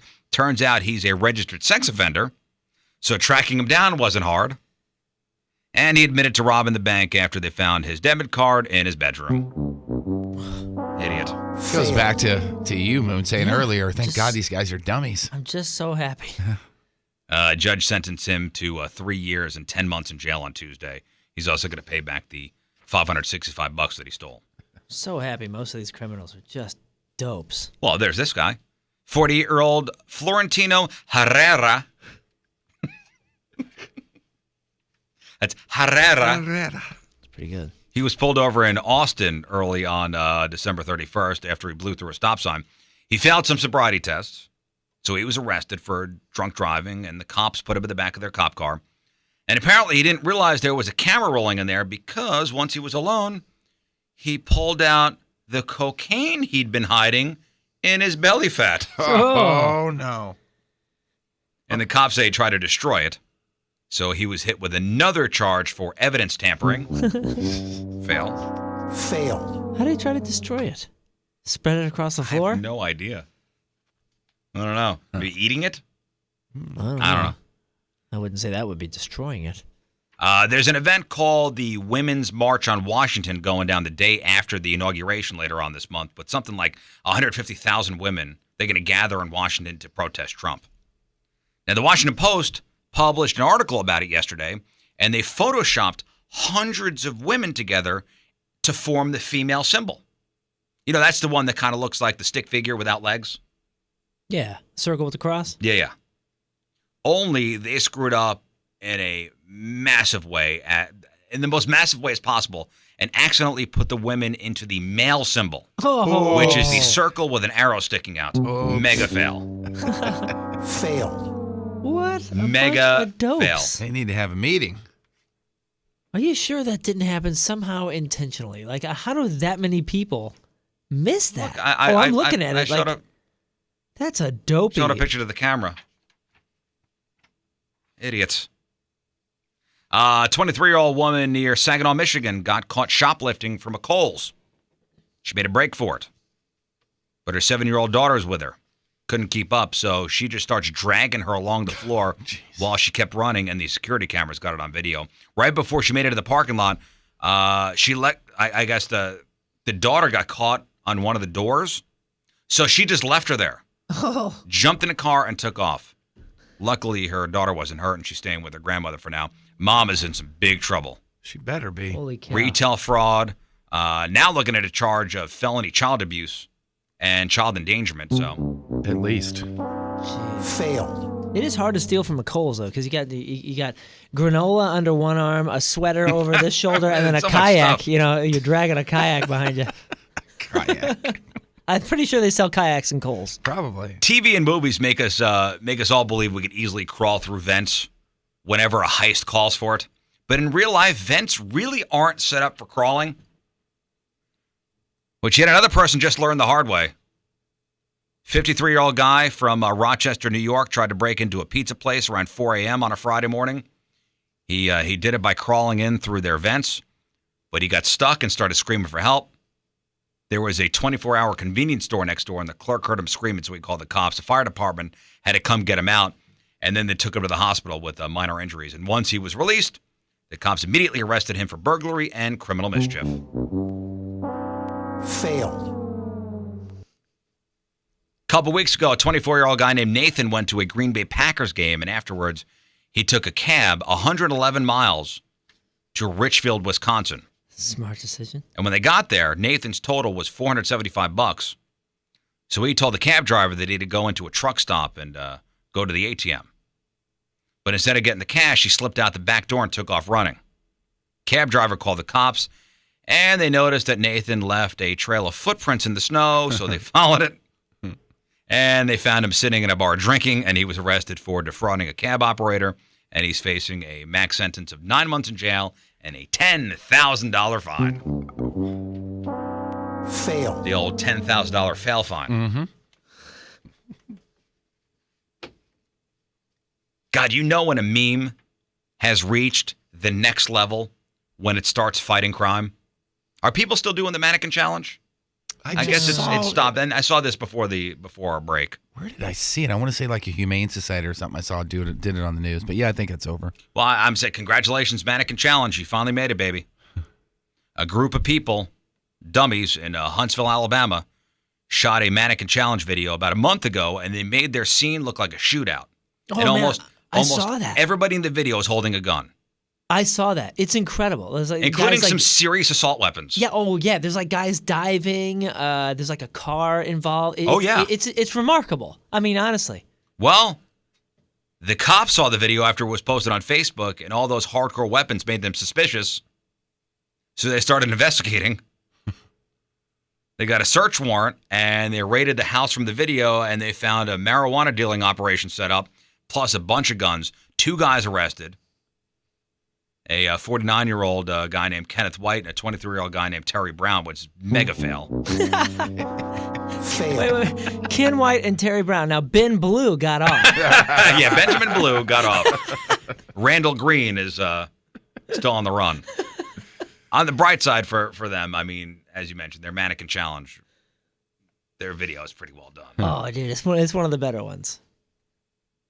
A 19-year-old from Gainesville, Florida, stole a car from a gas station while he was distracted. Well, the guy the car owner was distracted. He was waiting to buy a drink, and oops, the 19-year-old hopped in. See ya. Little did the thief know the owner's cell phone was still in the car. Cops used the phone's tracking device to locate it. Mm-hmm. So they found the car and the thief almost immediately. He was arrested. Fail. Ooh, this one. Yikes. 35-year-old guy from France died a couple weeks ago after his friends stripped him naked and left him outside in the snow because he was drunk and snoring. Oh, boy. The local news out there in France reports they also drew on his face for laughs. Temperatures dropped to about 37 degrees overnight, and the guy was found dead the next morning. Everybody's facing charges of manslaughter now. Failed. That sucks. That's sad. Yeah, I mean, because like I'm assuming his friends were probably drunk too, and they just, weren't thinking. I know. They probably woke up and forgot what they did. Still a fail, though. Yeah. Oh, no doubt. I would say. I wonder what they drew on his face. Probably penises. Yeah. For laughs. God, every year this happens. This guy picked the wrong time to steal a huge TV. A guy named James Walsh went to a Walmart in Port St. Lucie, Florida a couple weeks ago, grabbed a 58-inch TV, and tried to walk out without paying for it. But a security guard saw him walk out, started chasing him. And that caught the attention of a bunch of people in the store who turned out to be police officers because it turns out James tried to steal the TV during a Shop with a Cop event. Right. That's where cops take underprivileged kids shopping for presents for themselves and their family members. And those cops joined in on chasing James. They caught him, arrested him. He's been charged with grand theft. Every year there's a story like that. Yeah. Every year. All you got to do is look and see when it's happening, or don't steal stuff. Just check the bulletin board before you walk in with that idea. It took less than one full day before 2017 already had its first major selfie injury. 41-year-old woman named Muriel. She's from France, was visiting Thailand over the holidays. And when she was hiking through a national park on New Year's Day, she decided to crouch down next to a crocodile for a selfie. But it promptly bit her. She was rushed to the hospital where she's still recovering from her injuries. Failed. Selfie with a crocodile. Ends up in the hospital. Duh. Two more stories for you. 52-year-old woman named Brenda Guerrero. She's from Tampa. Tried to put a Christmas sweater on her pit bull last Friday. What did the pit bull do? Said thank you. No, it went nuts, and it attacked her and some other family members so viciously that the son had to stab the pit bull in the head to get it to stop. Brenda's still recovering in the hospital. Failed. How about that? Unbelievable. You try to put a sweater on a pit bull? Just take pit bull out of it. You try to put a sweater on an animal, period. You blame the animal? I got a sweater on my dog. Do you? Yeah, the little one. This could, well. Yeah. I didn't put it on it, but there is one on it, yes. Currently, there's a sweater on your dog? Certainly is, yeah. It's 10 degrees outside, man. It's a dog. Yeah. They have fur. Apparently not enough because they're meant. It already has a sweater. They all have sweaters. And look at us. We're all layered. But they all have sweaters. And what do you have on right now? I don't have a fur coat. But what do you have on? I have a sports sweater. And what do you have on underneath it? Oh, look, shirt. You're layered as well. And so is my dog. Strange defense. I don't believe so. And finally, I love this story. 43-year-old guy named Joseph Talbot. He's from Wayne County in upstate New York. He was pulled over for drunk driving last Thursday night. And he failed all the sobriety tests, and he was charged with DWI. Well, he knew his mugshot and the police report would be in the local newspaper, the Times of Wayne County. And he did not want people seeing it. So when the paper came out over the weekend, he went from store to store buying up all the copies. He spent around $1,250 to buy 1,000 copies of the paper. Unfortunately, word got out that he did that, so his story and his mugshot are now going viral, and he's got random people like me talking about it. So, oops. Fail. He made himself even more of a story. He made himself even more famous. And those are your Friday fail stories.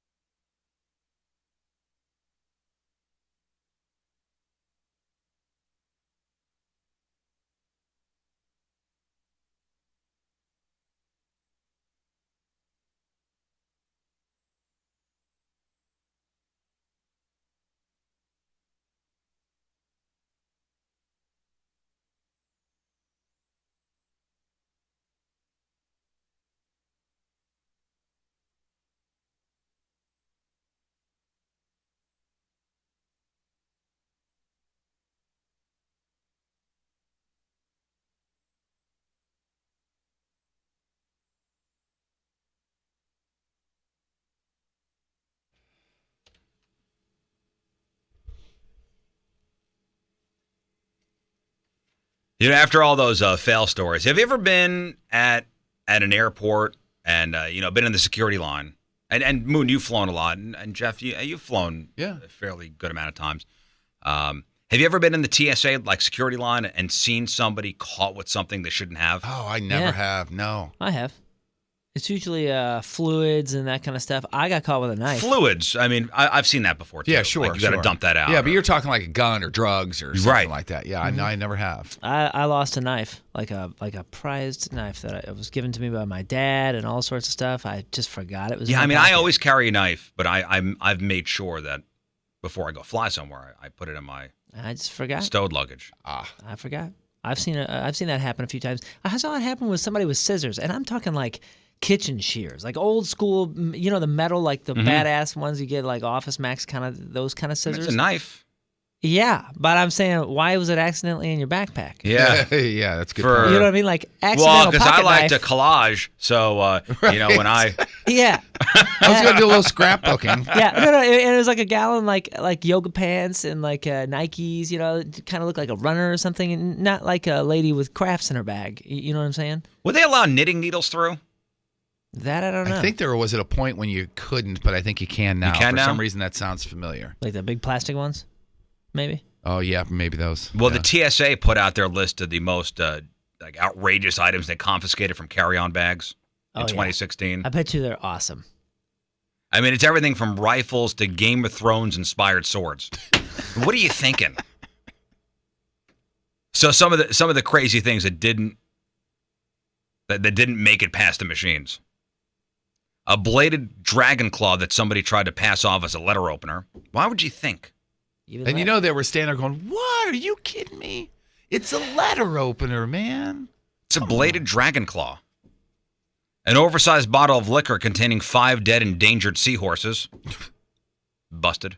Okay. I can imagine the TSA guy looking at it and going, "Sir, these are clearly 5 endangered seahorses. I can tell. I mean, anybody could tell that." Sir, well, that's in the TSA handbook. They train them for endangered seahorses. Let me see here. Amidst whiskey. Sir, these are clearly 5 endangered seahorses.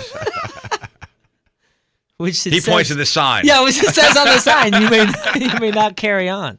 Check it, maybe, but a replica of Lucille, the bat used by Negan in The Walking Dead. Yeah, it's got barbed wire. It's got around it. It's a.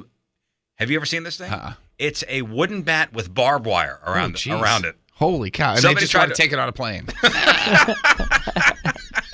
What? I didn't see it on the list. Well, they sell those. They sell those now. That's like a big item. You can get it like comic book shops and stuff like that. And it's a bat with barbed wire. It's a bat with barbed wire. But this guy was waiting until his destination to get shampoo and stuff like that. Can't bring any fluids on. A pair of Psy, a.k.a. the weapon of choice of Raphael from the Teenage Mutant Ninja Turtles. Yeah. A pair of 5-bladed floggers, which typically consist of straps of leather to inflict pain. Mm-hmm. Didn't you guys open for 5-bladed floggers? Yeah, those are toys though. Yeah. Those are fun. An inactive golden grenade. Somebody tried to bring a blowtorch onto an airplane. Now I believe that is on the sign. That actually is. A gun made with a 3D printer. The bullets were real.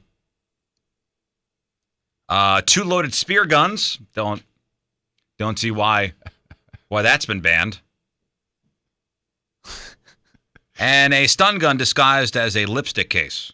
Somebody in the chat room just said their sister got through TSA with a taser. Jeez. What was the spear gun guy? What does he say when it comes to excuses? He's like, listen, I have this I'm irrational fear. going whaling. Yeah, there's an irrational fear that if the plane goes down, I'll be the only guy that'll be able to eat. Jen in St. Louis, you got a story? Yes, I went to Tortola in the British Virgin Islands for our honeymoon. And my father-in-law, who funded the trip, decided that he needed some rum brought back. Okay. So like any logical, newlywed couple, we bought 14 bottles. There you go. That's it. You got to get that back in the country. It all came back in the country. How'd you get it? And I wrapped all the bottles up in our laundry, and they asked if we had anything in there, and just, smiled and nodded and said, I have 14 bottles of rum. They looked at me like I was insane, and it all came back. Really? So they're like, nah. No, she wouldn't. Nah. What idiot would admit that? Yeah, what idiot would admit that? Now, did you check it, or did you carry it? Oh, yes. Oh, you checked it. Okay. Oh, yeah, we had to check. The bag, like the suitcase, weighed like a ridiculous amount because of 14 bottles. 14 bottles of It rum. was sloshing. I'm telling, by the way. Yeah, we're like, we partied. I'm telling. Have a good weekend, Jen. Thank you. The funny thing is, you hear about these things that get through or whatever. And I flew back from, it had to be, I think we went Japan, Australia, Hawaii, Dallas, St. Louis. Okay. And in Japan, I got this big, Japanese scroll kind of thing, and you wrap it around, or you hang it from this bamboo stick. It's like a traditional bamboo of course. stick. It's of course. Everybody knows that. Yeah, well, I see you finally got one of those. Good. Yeah, well, the funny thing good. is, it's a bamboo stick. You know what a bamboo stick looks Sure. like. I got this thing. I had to check it, and it was obnoxious because it was kind of long. I'm checking it. I'm putting it in baggage at 15 different flights, and I truly mean over a dozen flights. I get to Dallas, and the jackass at the Dallas airport's like, "Oh, you can't bring this on." I was like, "Oh, what do you mean? I've been bringing it on for 30-something hours." Right. He's like, "No, this is banned," and I was like, "It's a bamboo stick, man. Like, if I hit you with it, it'd break." Right. Well, and they took it from me. I was so. Oh. They took Traced the whole across the world with it. They and took then the they whole took it in thing Dallas. from me. Yeah, after this 30-something hour pain in the ass trip with We his had stick. a family friend who went to Norway, and Norway, they're famous for their smoked salmon. Norwegian smoked salmon, and customs is kind of it's iffy bringing certain food items from one country to another. Mm-hmm. They ask if you have any fruits or anything. They don't allow it. So what he did was he loved the salmon so much he sewed it to sewed a package of it to the inside of a trench coat. Wow. That's He smuggled smoked salmon into the country. That is so funny. He actually sewed it into his trench coat. That's been a great dinner. It's a great dinner. You put that on a bagel, cheese. Thankfully, he only Excellent. put it in his coat sleeve.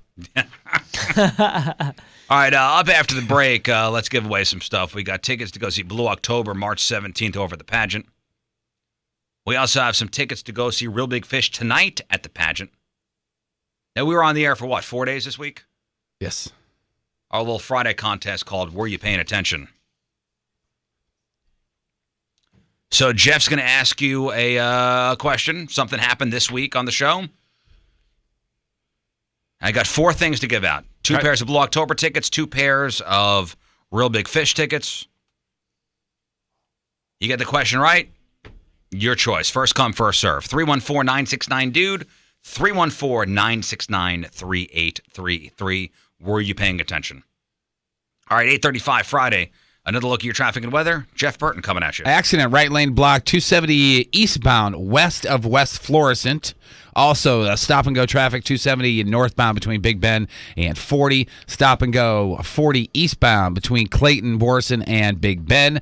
Stall on the ramp eastbound 40 before Clayton, Skinker, and also traffic lights not working. Be careful. Manchester Shoto at Kings Highway Boulevard. Your point forecast from Fox 2's Dave Murray. Partly cloudy, very cold, high around 17. Mostly clear, low around 8 tonight. It is 9 downtown at Union Station. All right, we're giving away free things next. 314-969-DUDE.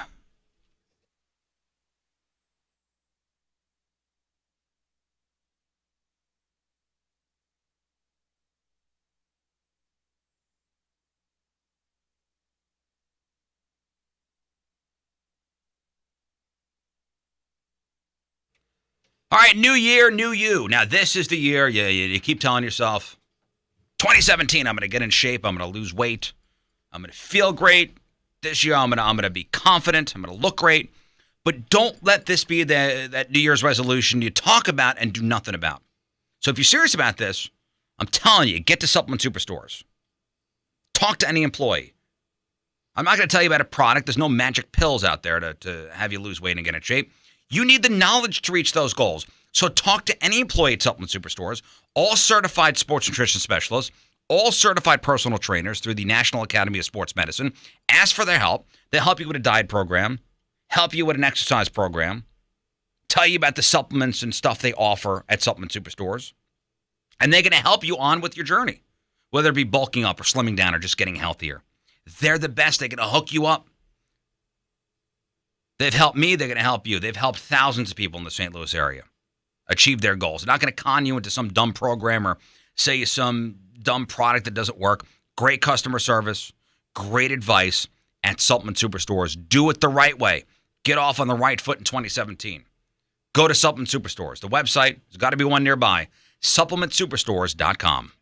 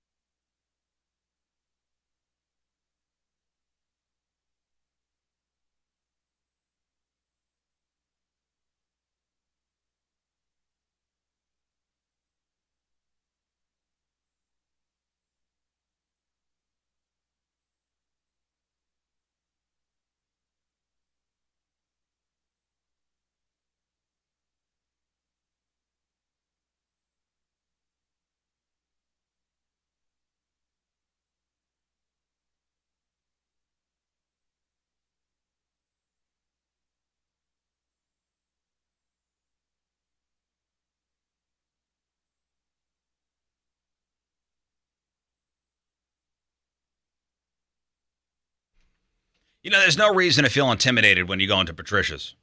Patricia's where fun and fantasy meet. That's where you go for all your adult needs.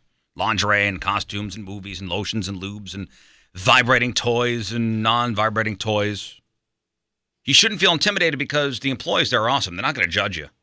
Just good people over there. They know what it's all about. And trust me, they've heard it all. They're there to help. Spice up your love life. Have some fun. Go to Patricia's. This is not a seedy roadside sex shop. I remember driving out to Branson a couple months ago along 44 there. I mean, there's some really sketchy looking places along the road. And like the windows are boarded up and there's weird looking cars in the parking lot. And some of the lights in the sign are not lit. And I can only imagine what's inside. One light bulb swinging and some creepster behind a counter. And your feet sticking to the floor. That's not the way Patricia's is. That's not the way they do business. Great people, great products. It's all about having a good time. Patricia's, sexy lingerie, stiletto heels, men's and women's adult toys, male enhancers, the largest collection of adult DVDs in the area. 3 locations. St. Peter's at the Cave Springs exit, on Page, 3 miles east of the Westport Plaza, and at the corner of Grand and Gravois. The website, Patricia's with an S, stores with an S.com. Patricia's, where fun and fantasy meet.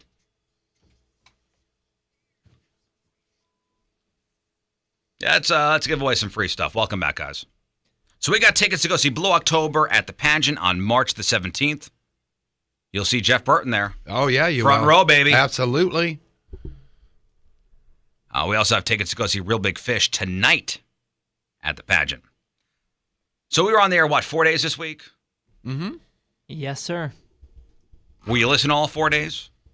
Were you listening? Paying attention? Let's see if you were paying attention. So Jeff's going to ask you a question about something that happened on the show this week. You get the question right, your choice of tickets. While supplies last. I got 2 pairs of tickets for Blue October, 2 pairs of tickets for Real Big Fish. 314-969-DUDE, 314-969-3833. Let's see if you were paying attention. Brittany in St. Louis. Brittany, what's going on? Oh, nothing. Just working. Hi. Hi, Brittany. Hi, Brittany. Hey there. All right, let's see if you were paying attention. Your question. Are you ready, Brittany? All you need to do is get this right and you win. Okay? Patrico is out last couple of days. Who's been doing sports while he's been out? Moon. Has Moon been doing sports? He sure has. Yes, he has. Congratulations, you win. He sure has. Way to go, Brittany's way to been go. paying attention. What do you want? Sports. What do you want? The Blue October ticket. Blue October, March 17th at the pageant. You are going. Hang on, Brittany. It's one winner. I love talking about balls. Let's make this one a little harder, Jeff. Okay. A little harder. Let's see if Miles was paying attention. Miles. How's it going? All right, Miles, here we go. Moon has Post-it notes all over his computer. From whom? That'd be from his girlfriend that works up there. From his girlfriend, indeed. So sweet. Would you like to read one of those?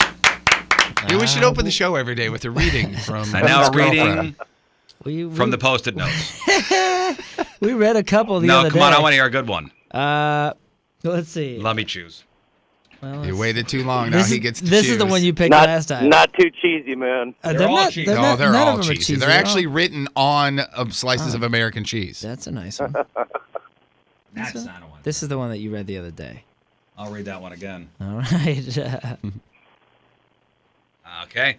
I think I picture you naked about 100 times a day. Oh, love you. Love you. That was to me, by the way. And reciprocated. Love you. Miles, what do you want? Take some Blue October tickets. Blue October, March 17th. You are going, my friend. Hang on. Right on. Right on, right on. Right on, right on. All right, Josh in Potosi. Josh, What up, man? can you go to Real Big Fish tonight? No, probably not, dude. I'll have to get a ride set up. When would I have to pick the tickets up, bro? Today. Tonight, huh? Tonight, yeah. Probably not. It's icy as fuck. There you go. That's good. Okay. Sorry. Sorry, Josh. Right after the Steve-O impression. Yeah, was that Steve-O? Can't get your own tickets there, Steve-O? Antonio, can you go to Real Big Fish tonight? Yeah, I can. All right, let's see if you were paying so attention. tight. Let's give you some tickets here. All right, Antonio, you get Real Big Fish tickets for tonight. If you can tell us, what is Patrico's new kid's name? I don't know. Oh, no, oh, no. That was an option, but he didn't end up going with I don't know. Curtis, what was or what is Patrico's kid's name? The new one. That's a good question, sir. Yeah. Righty. It is a good question, which is why it's part of the game. Yep. Tyler in O'Fallon. Patrico just had a kid while his wife had the kid. What's the kid's name?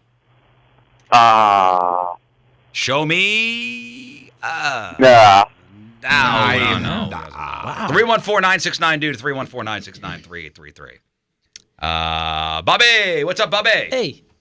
What's up, Riz? Happy birthday. Thanks. What is Patrico's new kid's name? Dominic. Show me Dominic. There you go. There it is. All right, Bobby's going to Real Big Fish tonight. Middle name is the donkey. All right, one more pair of tickets here. Matt in New Haven. Matt. Yeah. All right, were you paying attention? Let's see. Yeah. All right, Moon got shot in the tushy again this week because of the football challenge. He lost again. How many times was he shot? Twice. Ooh, sorry. No, not twice. Sorry. Well, that's an interesting thought because there were two that connected with the bear. Now, how many times was he shot? Okay. Maddie in O'Fallon. Maddie. Yes, hi. Hey. Hello. All right, how many times was Moon shot today? Not today. Tuesday, actually. 5. 5 times. There it is. Five Yeah, times way to go. in the tush. Thank you, Maddie. Going to see Real Big Fish Congratulations. tonight. Good job. Good job. They were paying attention. Yeah, they were. Or at least some of them were. It's funny, the girls always get the questions right that the answer is Moon. Yeah, I know. Stop it.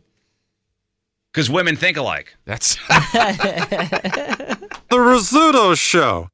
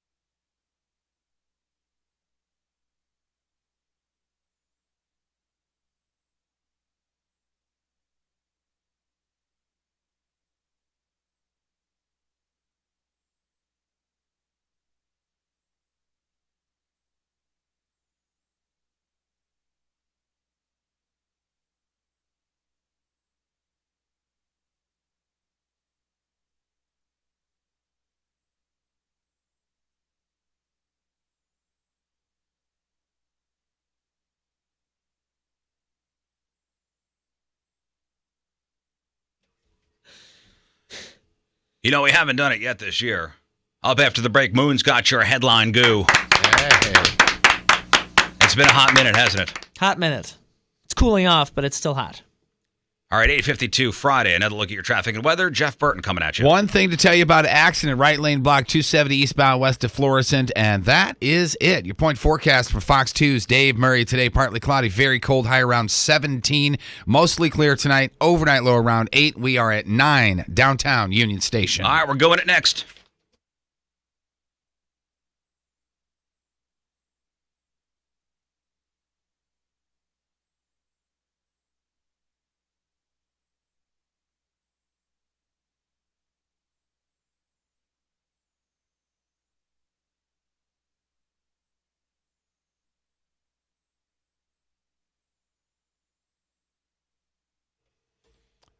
I would imagine this would be a very busy time for Air Comfort Service Heating and Cooling because, well, it's really cold outside, and I know a lot of people are like, I'm sure the furnace is going to be fine. It'll get us through our 74th winter together. Don't worry.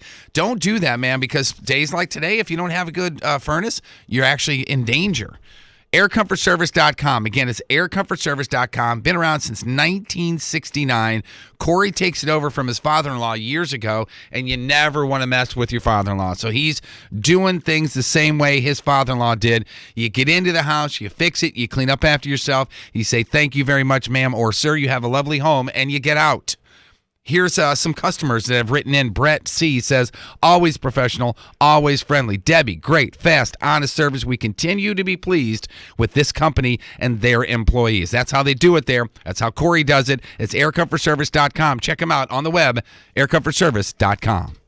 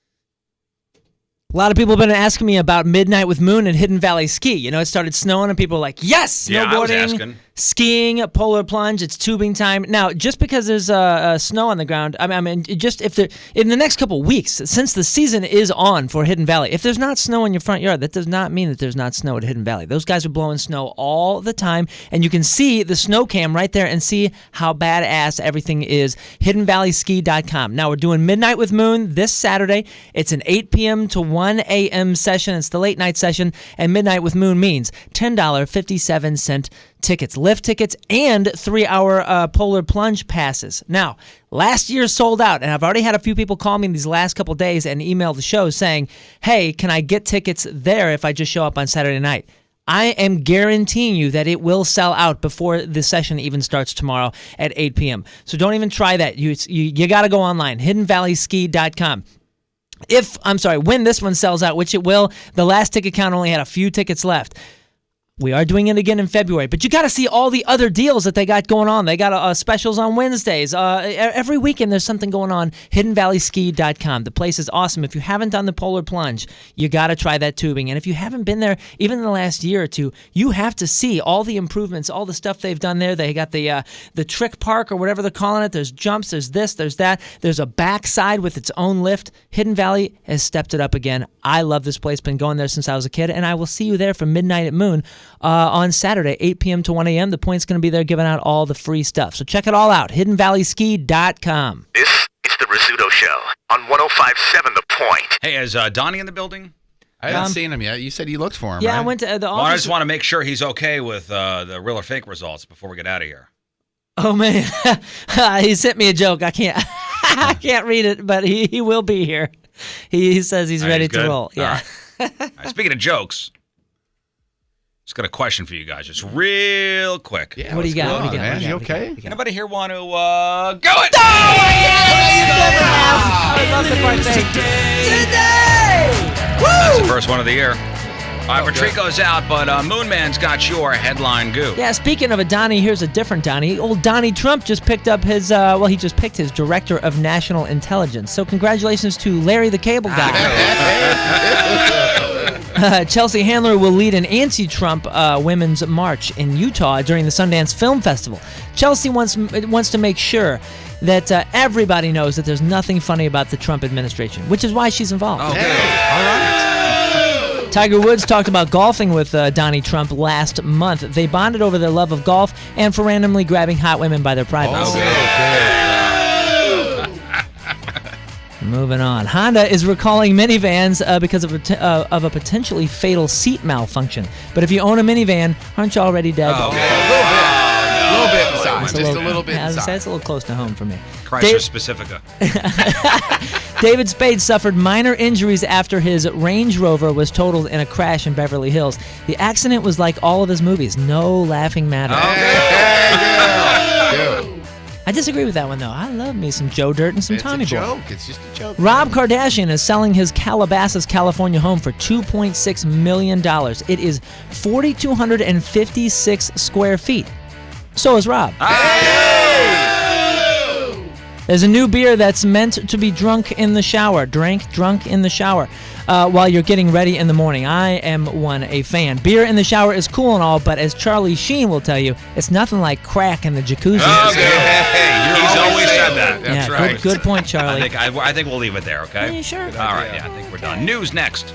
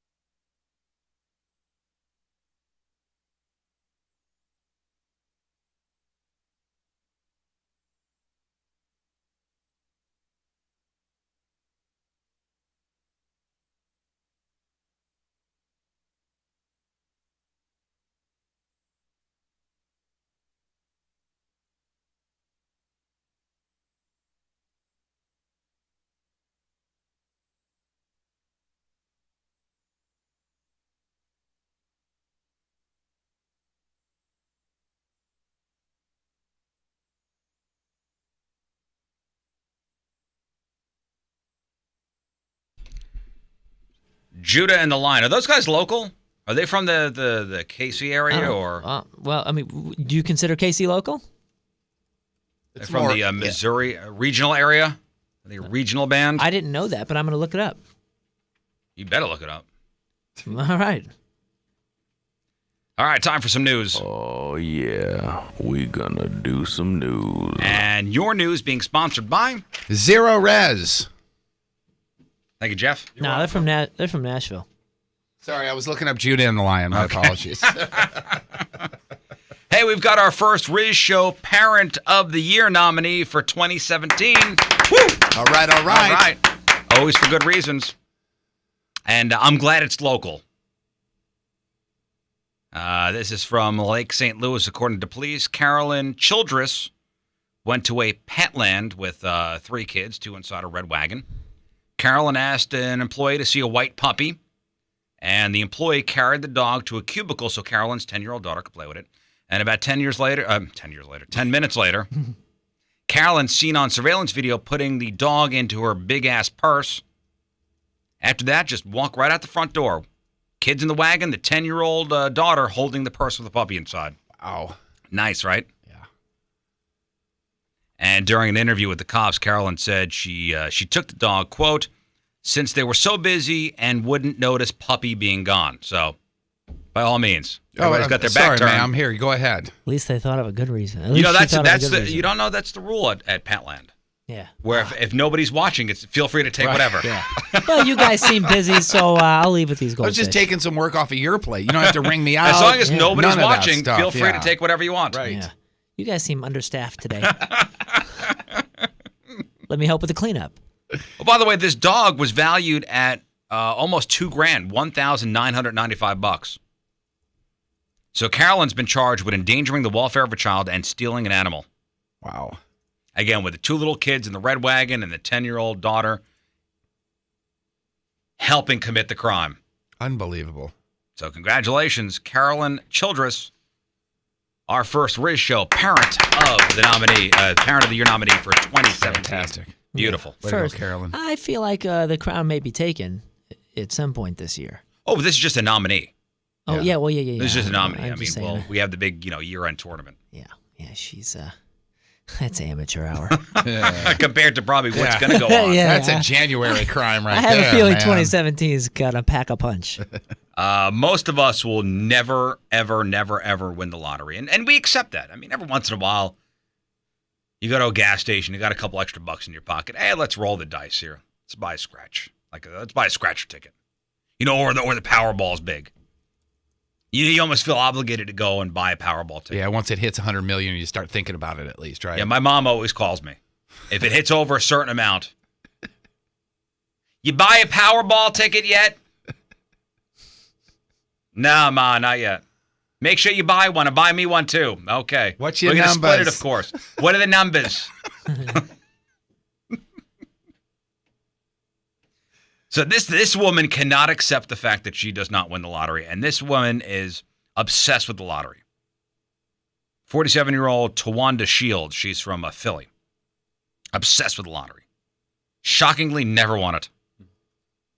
And all those losses finally made her crack last April. She started calling the Pennsylvania State Lottery headquarters and left vulgar messages on their voicemail. But last month, she'd escalated this whole thing to calling individual members of the Lottery Commission, telling them she was going to kill them, even reciting their address and giving them specific dates as to when she's going to kill them. Wow. The cops traced the calls to her, and now there's a warrant out for her on 3 counts of making terrorist threats and 25 counts of harassment and stalking. Ooh. Ain't never going to win the lottery in jail. Talk about Looney Tunes. I think I just had snot coming out of my face. At least you're not on camera or anything. Don't worry about it. Jeez. No. I'm watching for it. That music. Is that the first time we played the music this year? Yes, I believe so. That was a good timing there, sir. Do you know somebody that is obsessed with the lottery like this woman? Who banking on winning one day? I don't know. I mean, we probably do. I just don't know if they're outspoken. The funny thing is, I didn't even know any of my family, because my family doesn't do it. My parents are, against gambling of any I'm sort. And all against that it. kind You're of stuff. against it. Yeah. But I come to find out last year that my cousin has won like 25 grand in the lotto, like 3 separate times. Something like 15 grand here, 8 grand Just here, playing the couple grand numbers? here. I don't know. I didn't know. Maybe he's an obsessor. I don't know. I think the only most played I've 3 won is times. $100. I won $100 on a scratcher $1 billion years ago. That's it. I've been like $4 10 here. 5 there. How much money do you think you spent on it total? Not much. Over but- 100? Oh yeah. Heck yeah. okay. The lottery You're for still- me it'd be like Been around $25. since what? Scratcher's been around since '85, I think. Wow. And I worked back in the day. Back in the day, and maybe it's still this way, but you can't. Back in the day, you couldn't buy if you worked at a gas station, you couldn't buy scratchers from that gas station. Oh, That was, yeah. That was right, the right, rule, at least back in the day, because I won from tickets at the gas station that I worked So at. you got to go to another place and cash No, them in. at then you had to take them back to the place where you bought them. Ah. So I just that's had a right. friend get my boss at the time was like, "No, you can't turn that in." I was like, "Okay, I'll give it to my friend." My parents are the type when they see the frenzy going on and people are like, "Oh, it's over 17 billion or whatever." My dad. They pray. My parents would just go, "All that is just decreased odds." They see the number going up as, poof, that's just less of a chance to win. Somebody's going to win eventually. Isn't it for the education system? And weren't they teachers?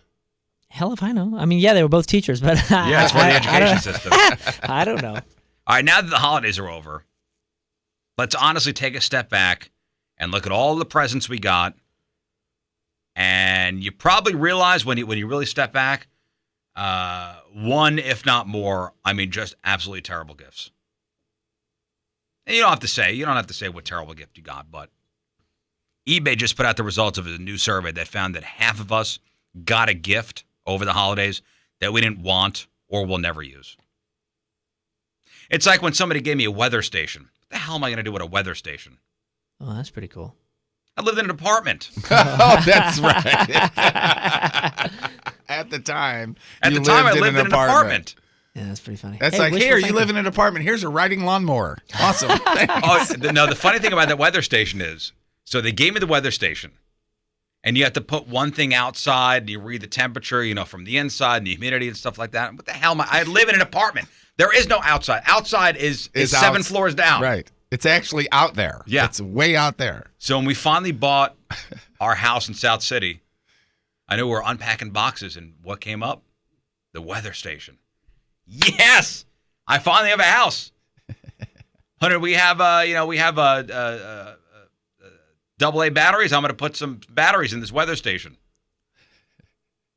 Put the thing outside, turned it on. Hey, look. I could see it's 65 degrees outside and I'm inside. Hey, look at that. Although I can, go to my app and You can do go the same to weather thing, app yeah. and do the same thing. You know what else is inside? Is a TV where you can turn it on. Sure. And see. Yeah. But listen, if I want the barometric pressure, Oh, dude. my phone cannot get me that. If I want barometric pressure, I'm calling you since I know you got that Ask me thing. what happened to the weather station. Hey, Riz, real quickly. Do you know? No. What happened to Somebody stole it. Oh, No way. I can finally put it outside. Where'd it go? I suspect it was the neighbor's kid who stole it. That's Because I always caught this kid running through the backyard and I'd yell at him. He's like, that's the last time you yell at me. I'm going to take one of your most prized possessions. I know you love this thing. Carried it around with you for 10 years. Yeah, one day I was looking for a reading and there was no readings. What the hell? Wanted to know the atmospheric pressure. That was Gone. the day you were outside and it was raining. You didn't have an umbrella with you, right? Remember that? I Yeah. do. Oh, my You God. remember that, yeah. Somebody the stole weather my... station. That What little happened? bastard neighbor kid. He's dressed properly. I can't prove it. Oh, you know how you can because he's dressed properly for the weather every day. But he That's how needs the you other know. piece for it to be Oh, yeah. working. Like you now have a non-working weather station. We both have a non-working weather station. Never forgive that kid. Anyway. Back to the gifts here. So eBay put out the results of the survey, found that half of us got a gift over the holiday we didn't want or we're never going to use. So who gave us the worst gifts? That's the question. Who gave us the worst gifts? 30% say they got a bad gift from a friend. 20% got one from a coworker, and 19% got one from their in-laws. But we'll grit our teeth and say, thank you. Thank you very much. I love it. Appreciate that. I love it. I think we all did well for each other, right? Cool, another turtleneck. Yeah. Yeah, I gave you guys $100 each. Yeah, because if I told my family 50. Because if you feel like it was if you feel like it's a gift that sucks, you don't give it anymore at this point. You know what I mean? Like when you're our age or something, if you're like, he's not gonna like this, or this sucks, or this isn't worth it or something, you just go, well, you're not getting anything. You know what I mean? Isn't giving less? I mean, isn't giving nothing? I'd rather not get anything. Yeah, far much better than giving something. You know what? It's just crap that's going to be around my house. Exactly, and it creates an awkward moment, or worse. Worse, clutter. That's why we give each other either cash or booze. Yeah, right. Useful in our Always lives. will use that. You got me a very nice bottle of vodka, and you got me some whiskey. Yeah, I love it. And you got me some whiskey, and it's about half gone already. Made by your boy. Really? That's good stuff. It is. Yeah, Tito. I know Tito. No. No, it's that Dobell. Yeah, it's your. Perry Farrell's vodka. I haven't tried it yet. I'm gonna get drunk this weekend. There you go. It's tequila, but it's really, tequila. I'm sorry. Really, really good. He'll find out eventually. Don't I love it. Halfway through. And finally, in your news, and this was huge. This was all over the place yesterday. New National Institutes of Health guidelines state that babies should start eating peanut-containing foods before their first birthday in order to prevent peanut allergies. I saw this on every news report, national and local, yesterday. Yeah, and I saw a link, and I didn't click on it, was how to introduce the peanuts to your kid to find out. You just give them a little bit. Like, yeah, it was like exactly amount, how much. Like a little peanut, a little peanut butter. Don't give them like whole peanuts. Yeah, don't give them a payday bar. No. That'd be bad. No, one of the head doctors at the National Institute of Allergy says when you desensitize them from an early age, you have a very positive effect. Yeah. Parents are so scared to give their kids stuff because you hear like conflicting information. Don't give them this. Don't give them that. Give them this. Give them that. Give them this. Don't give them that. Right. Well, they're afraid of the allergic reactions and hearing about all these like severe reactions to allergens and all that kind of stuff. So naturally, people are like, "Oh God, well, heaven forbid if my baby is allergic to strawberries, it's going to be awful." Or when whatever. you were younger, so wait. Was there a peanut-free table in your? No, but I mean, in your school? But there wasn't. No, absolutely not. But there wasn't a fear of that, and therefore this stuff was being introduced at a fairly normal time when and there weren't as many allergies because of it. Yeah, because babies were developing antibodies and all that kind of stuff at the pace that they should have, or close to the pace that we're naturally built to. And now we're not even letting people hold our babies for 6 weeks and the kind of stuff like that. I went over to a friend's house a couple years ago, and I was going to hold the kid. And he's put a hazmat suit on. Well, no, I was told, like, can we wait until after? Because the kid was like, I don't know, 3 weeks, 4 weeks, something like that. And was like, can we wait till after like 2 months? And I was like, what? No. I mean, and you don't throw your kid out in the dirt or something, but like, get this kid in the environment that it's going to be living in. Let's get him germed up. Yeah. Yeah, I don't mean that. You know what I mean? I don't want to sneeze on your kid or anything. No, but no, you go to new parents' houses like especially new parents, first kids. They scrub you down first. You have to go to a clean room and then put on the hazmat suit.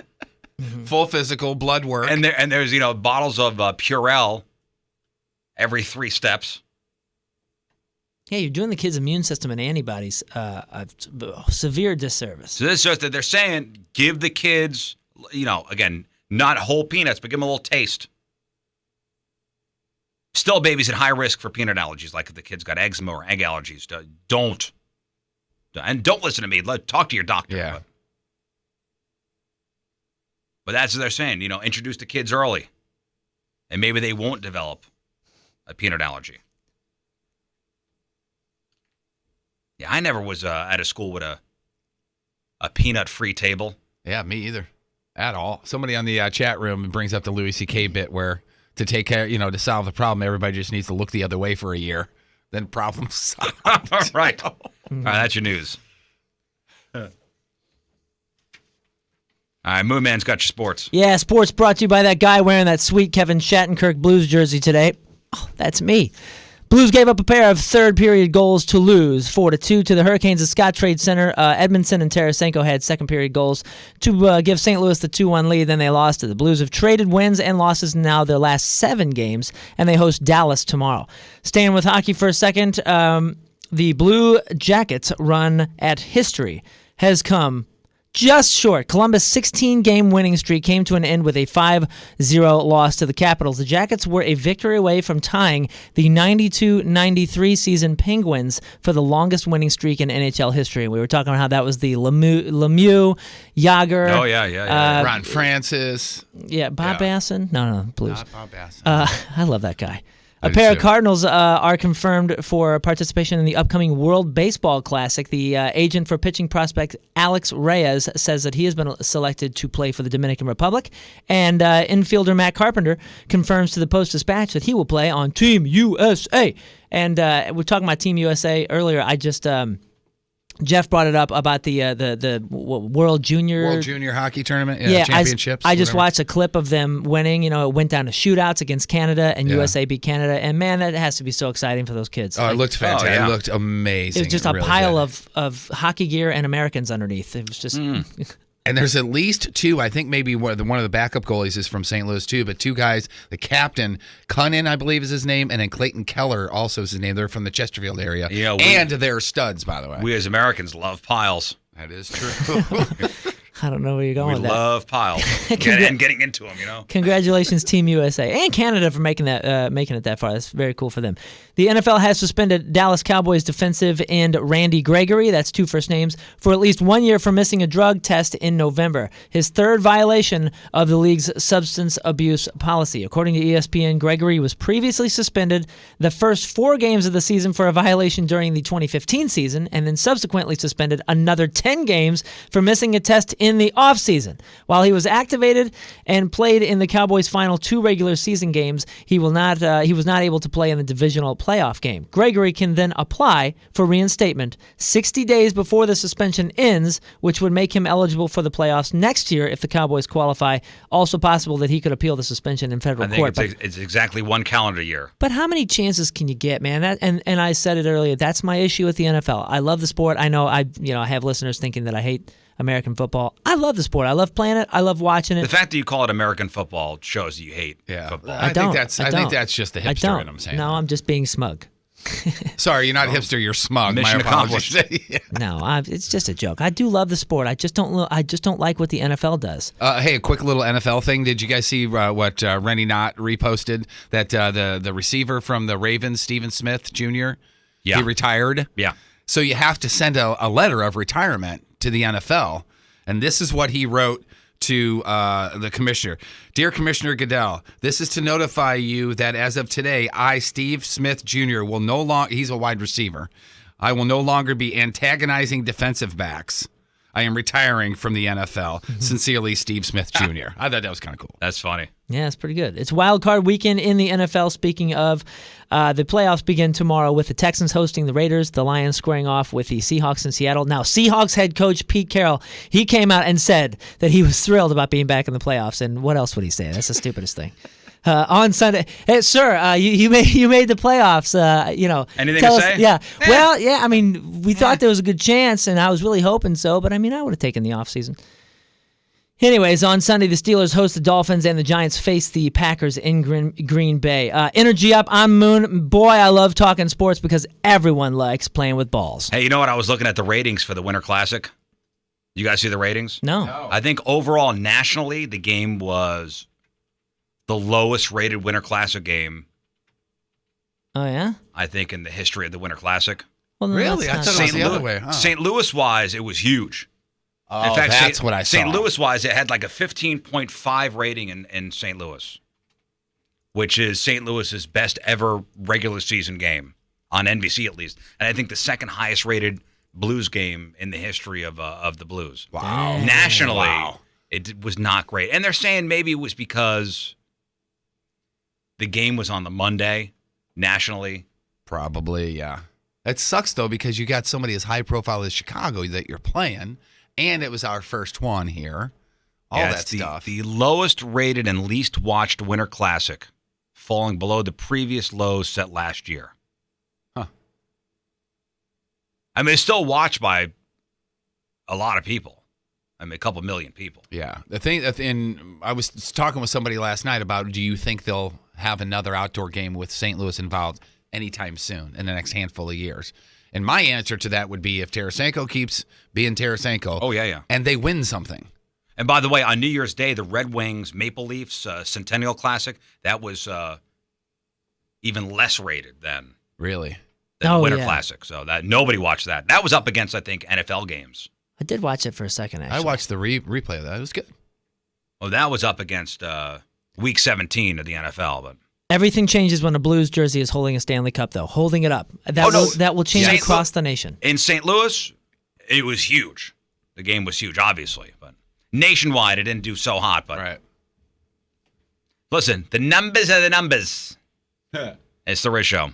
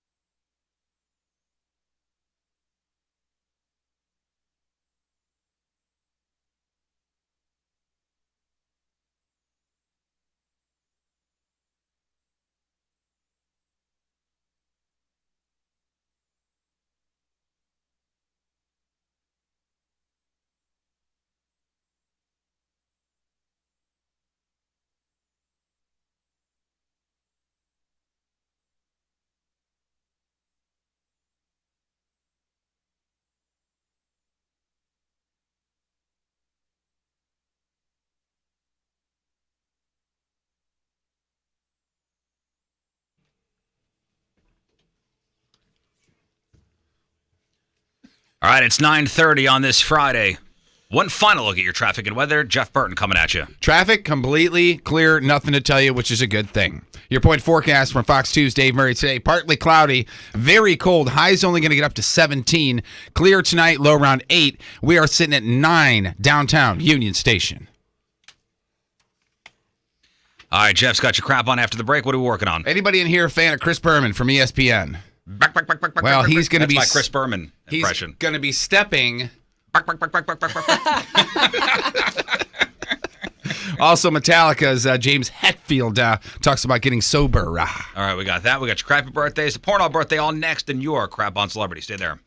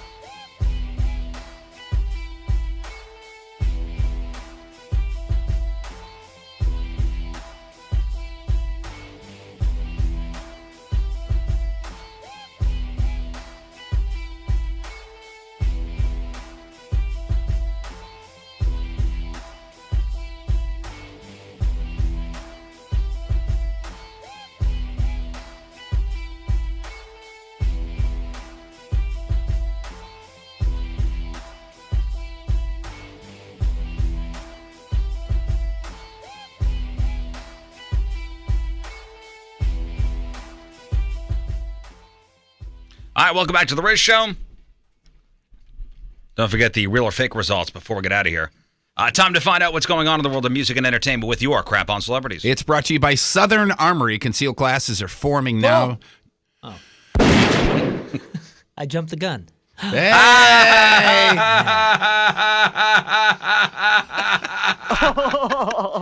You can register at southernarmory.com. There you go. Thanks, man.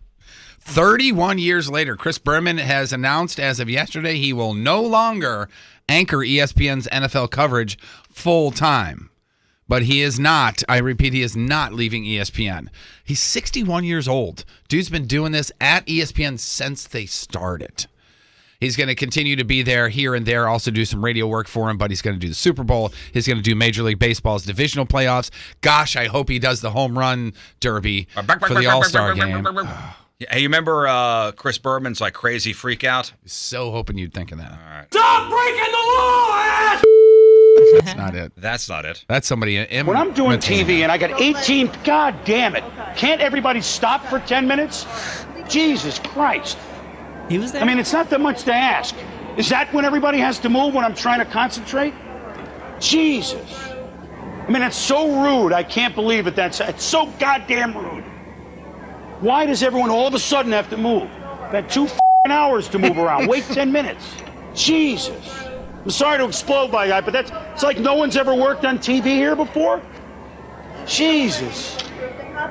Sunken under the kill. What the do they think I'm doing? I actually can't believe what I just saw. It's like no one here has worked on TV before. And there were 7 people. I mean, Jesus. We need to use the studio for 15 minutes. Just everybody, So I guess he was trying to do something there where people were walking around as he was trying to read. Can I ask what you think about that? About the freak out? Justified, not? 100% justified. Yeah, I mean, I've seen, we've all seen the behind-the-scenes chaos of TV and all that. I'm totally on his side. And I'm in on fact, his side, too. I'm kind of glad. I mean, I'm kind of proud of the guy for being as heated as I know that can get somebody. And him kind of being like, I'm sorry, but, and trying to almost explain himself he amidst realizes the freak what out. he's doing at the time is what you're saying, and he almost kind of apologizes. Well, he realizes said, "I'm how sorry it can for be. freaking out, but, he realizes how it can be perceived. Yeah, that's annoying. But the guy's still in the right. I don't know what happened, but apparently somebody walked behind a camera or underneath something. Underneath the camera as he was trying to read. That's what Has he never said. been in TV before? Jodie Sweetin, if I say that name, you know who that is, Full right? House. Full House, Fuller House. Yeah. Also, she's on some She was other the younger TV show. sister. Hollywood Darling. She's the blonde one that had the meth problem. Got nice McGuffies as well. Well, she has an ex-husband. There he goes. And guess what? The ex-husband has realized. Oh, Jodie's income has increased a lot since she started doing Fuller House. Here we go with this. And also Hollywood Darlings. Supposedly, back in the day when they divorced, she had no money. She says she was making about $4,000 a month. Now she's up that just a little bit to about $600,000 a year. And old ex-husband Morty Coyle, and that's Morty Coyle, Morty, is coming around and he wants some more cash. He says cash he didn't earn. Right, that he has nothing to do and with. probably still has earning potential, so he could get a job and earn his own money and not take his ex-wife's money. Nothing makes my blood boil more than this. Unless he's taking care of the kids. But who's got custody of the kids? I think they're going back and forth. He says he's only bringing in about $2,000 a month. She says back then she was bringing in $4,000 a month. So she was not ordered to pay him child support back then. Now he wants the court to award him support for their daughter based on her increased income. He wants her to cover $7,500 of his attorney's fees as well. And he wants her to fork over $5,000 for an accountant to keep track of her future earnings so he can try to get in on that Have too. some dignity. Honestly. Oh my gosh. This guy should get with Kurt Cobain's daughter, who's trying to get all of his money after he was only married to Kurt's daughter for 21 months. That's He's right. trying to Yeah. get all this money. Ooh boy. Come on. I have always thought it'd be cool to have the first episode, the pilot episode of a TV show, have some huge star come on there just for a big splash for it, then kill him off in the first episode, and then let the TV show go with a bunch of support. You know what I mean? From this, I have a feeling that's happened before. Oh, I think so. if not, I feel think like it would be that's really happened. cool. I think it would be actually really cool if that would happen. And it almost happened. Are you thinking? Yeah, I'm trying to think I'm trying to think if that's happened before. But Had to have happened. And what TV show did that almost happen with? Oh, I just read that this Little morning. show called Lost. Yeah, my favorite show. So really? you know the story? Of all time. Well, I briefly read it today, and I was pretty. Now I knew the details behind Well, that. give me the details. Go ahead. So the character, and I don't know the show, but the character Dr. Jack on Lost. Yeah, Jack, which is Matthew Fox. Okay, the lead. So that character was supposed to be on just the first episode, and they were going to kill him off in the first episode. They wanted the actor to be Michael Keaton. Yeah, J.J. Abrams' first guy was Michael Keaton. And Michael Keaton said, "Yeah, let's cool, let's do this." But then once he found out that Jack was not going to be killed in the first episode, he said, "I can't." Oh, do it. really? So I'm he was too willing busy." to do it if he was killed off. Yeah, which is wow. so crazy because usually it'd be the opposite. Like, oh, Yeah. cool, you're gonna pay me for one episode? Bye. Now when you're Michael Keaton, And when you got Michael Keaton money, you don't need a series. That's right. And you know what he was worried about doing? Obviously making other movies, right? No, he said he wouldn't have any time to fish. Yeah, He doesn't want to do series TV. Well, I think Michael Keaton was in like a phase where he really wasn't doing much, like kind of semi-retired, and now he's come back. He's doing a million movies, but. Yeah, well, starting with that one, not Batman, but the Bird movie. Birdman, that's right. Birdman, yeah, that's it. That's a big comeback. Yeah, but you got to remember too, this was 2003, 2004ish, and Lost is somewhat credited for sort of bringing back the big production television show, which is now like everything is about TV. People like TV more than movies now, and Keaton, like most movie actors, was probably like, I don't want to be a part of a series. It's kind of a step down. You know, back then, now that was everybody, very all much, these movie stars are planning to be on TV shows. But in the 90s and the early 2000s, it was not that. Yeah, you're not right. that way at all. Yeah, it's a longer day and probably a smaller. If you want to paycheck, see a good I Michael imagine. Keaton movie, watch that movie Spotlight. Oh, I you saw said that. Yeah, you've mentioned that before. It's incredible. Did you wind up seeing that? It's incredible. about the Boston, like archdiocese, the scandal. Yeah, the the Catholic sex Church scandal. cover-up of all the sex scandal stuff. And he Holy is good cow. in that. James Hetfield, the lead singer of Metallica, he has been sober for 15 years. Like 15 years. 15 years. And he was on a radio program recently and talked about the reason why he got himself sober. Pretty I think scary. it was on with Joe Rogan. Yeah, right? it was Joe Rogan's podcast is what it was. Joe yeah. Rogan's got a great podcast. That's Here's what I've James heard. Hetfield. Fear was a big motivator in that for me. Losing my family, that was the thing that scared me so much. That was the bottom I hit, that my family's going to go away because of my behaviors that I brought home from the road. I got kicked out of the house by my wife. I was living on my own somewhere, and I did not want that. My family kind of disintegrated when I was a kid. Father left, mother passed away. I lived with my brother, and then kind of just like the family. Where'd my stuff go? Where it just kind of floated away, and I do not want that happening. No matter what's going on, we're going to talk this stuff out and make it work. And that's somebody who learned sobered him up from a horrible, horrible past. Yeah, I think that happened just a few years before that Some Kind of Monster movie. Do you remember watching that? And remember, in the movie, he leaves the studio at 4 p.m. He's like, nope, sorry, I can't work past 4. And I think that was due to his... No, he went to rehab as that started filming. Oh, really? I think they stopped for a while, then came back to it. Oh. Well, I know is like you could tell the guy was like setting rules for himself because he was not going to continue whatever was happening. I got a quick list of the most iconic kisses in movie of all time. Right? What's the first one you think? I mean, you got to know what number one is, right? Whatever that one is that happens on the beach that used to be shown all the time, whatever the hell that is, Casablanca or something like that. It's the one they're rolling around on the sand. Yeah, and right. the thing comes up. Is that Gone? That's not Gone with the Wind. No, but it's that era. And it's a movie that I've never seen. That I've seen that scene more than I've seen my favorite. And you movies. probably know the actors and actresses, their names at least. And number 10 is Carrie Fisher and Harrison Ford, Empire Strikes Back. Oh yeah, Vivian Leigh and Clark Gable in Gone with the Wind. Yes. Audrey Hepburn, George Papard, Breakfast at Tiffany's. That is actually a really good movie. Kristen Dunst kissing an upside down Tobey Maguire in Spider-Man. That was good. Renee Zellweger, Colin Firth in Bridget Jones' Diary. Swayze, Jennifer Grey in Dirty Dancing. Richard Gere, Julia Roberts in the Fire Escape. Pretty Woman. I got to guess. Okay. Is number one? Titanic? Yeah, it's got to on be the list? Titanic. That's number one. Yeah. Oh, it is number one. That is number one. Yeah. Right. And then Lady and the Tramp is number 2, and then Patrick Lady Swayze and the Tramp, the cartoons and the dogs. with the cute. spaghetti and all that. And then Patrick Swayze on this list twice, him and Demi Ghost. Moore in Ghost. Yeah. And I can't believe neither one of you brought up the Brokeback Mountain one. Oh yeah. That came in number 35. And then Michael Corleone's Kiss of Death. Mm-hmm. That one came in at number 45. I never saw Brokeback Mountain. Oh, you didn't? No. It's a really good movie. That is actually a really good movie. And there's a lot of boobs. I mean, there's more boobs in it than people expect. I mean, they're guy boobs, but they're still boobs, no, right? No. I'm joking. What is that kind of film? He knows what I'm talking about. On TV tonight on ABC, you got Last Man Standing. You got MacGyver and Hawaii Five-0 on CBS. And then Saturday night, HBO's that documentary Bright Lights starring Carrie Fisher and Debbie Reynolds. Also, I forgot to mention, on Sunday on Fox, Simpsons and Family Guy both return. In theaters this weekend, real quick, Jeff, what do we got? Underworld Blood Wars, that's the new one with Kate Beckinsale. Call me. Rotten Tomatoes 10%, audience critics 55%. Right, next. After the movie bombs. Hidden Figures, that's the women who help with the Moon Project. Jim Parsons, Kevin Costner. That one is Rotten Tomatoes 91%, critics and audience 92%. And then A Monster Calls opening nationwide today, PG-13, Rotten Tomatoes 87%, audience and critics 84%. All right, this weekend's crappy birthdays. Blue Ivy Carter, that's the daughter of Beyonce and Jay-Z. She is 5. Michael Siam. 2 first names. Is 27. He is the first openly gay player in the NFL. What he's doing now.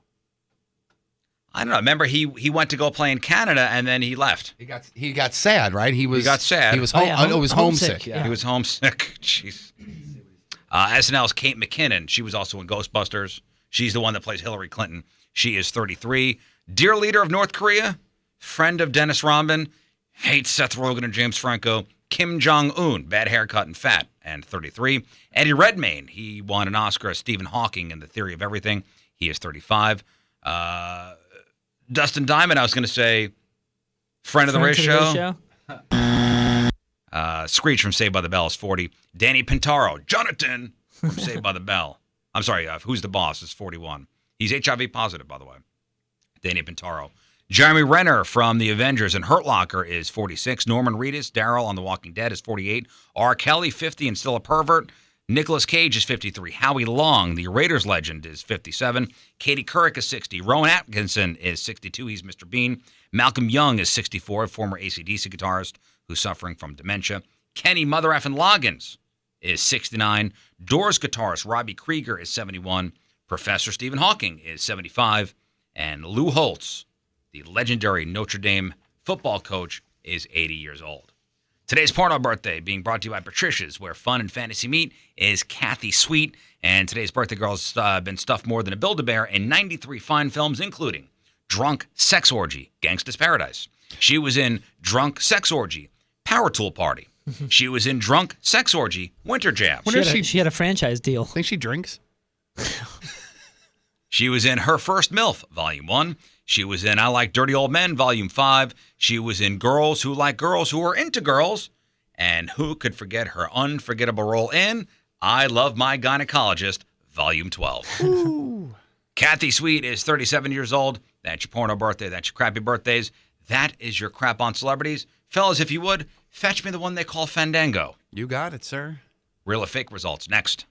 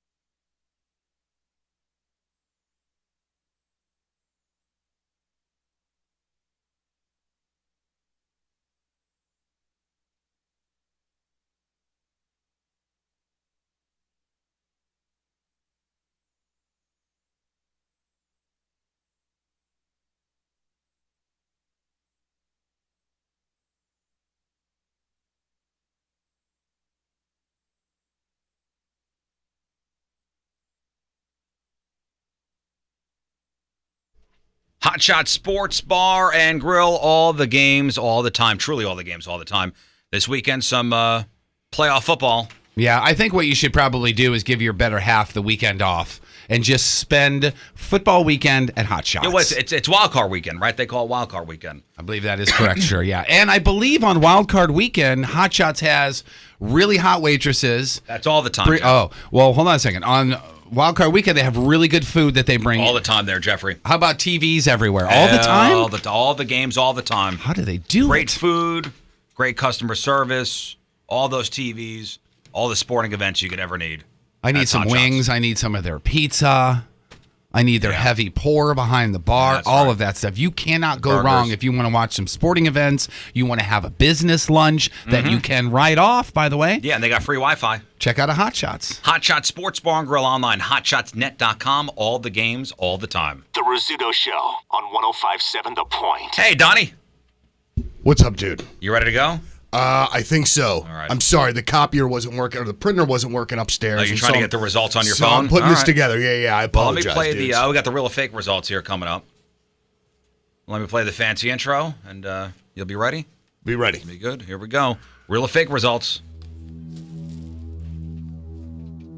Jugs and orbs and darts and gourds, Elmer Fuds and bouncing Buddhas, sweater stretchers, lung protectors, beach umbrellas, frost detectors, Scooby snacks and snake eyes dice, Jello molds and high beam lights.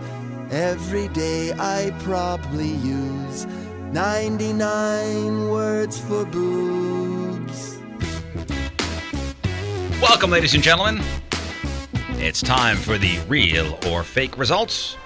Sponsored by Patricia's, and I just took my glasses off. Here we go. Brought to you by Patricia's, where fun and fantasy meet. Thank you, Patricia's. 1057thepoint.com/cans. Check out the cans in question for this week. This week being week number 1 of our brand new competition, with Jeff Burton being the king of cans last competition. That is startling to even hear or say. And by the way, Patrico and I will be serving out our punishment. We got to figure out a date. Actually, when he gets off, from having the kid stuff next week, we'll figure this out. We have to be down at DB's and what the waitresses wear at DB's, and we've been there. Don't you want to get it over with? Like I would think like pushing it back and pushing it back.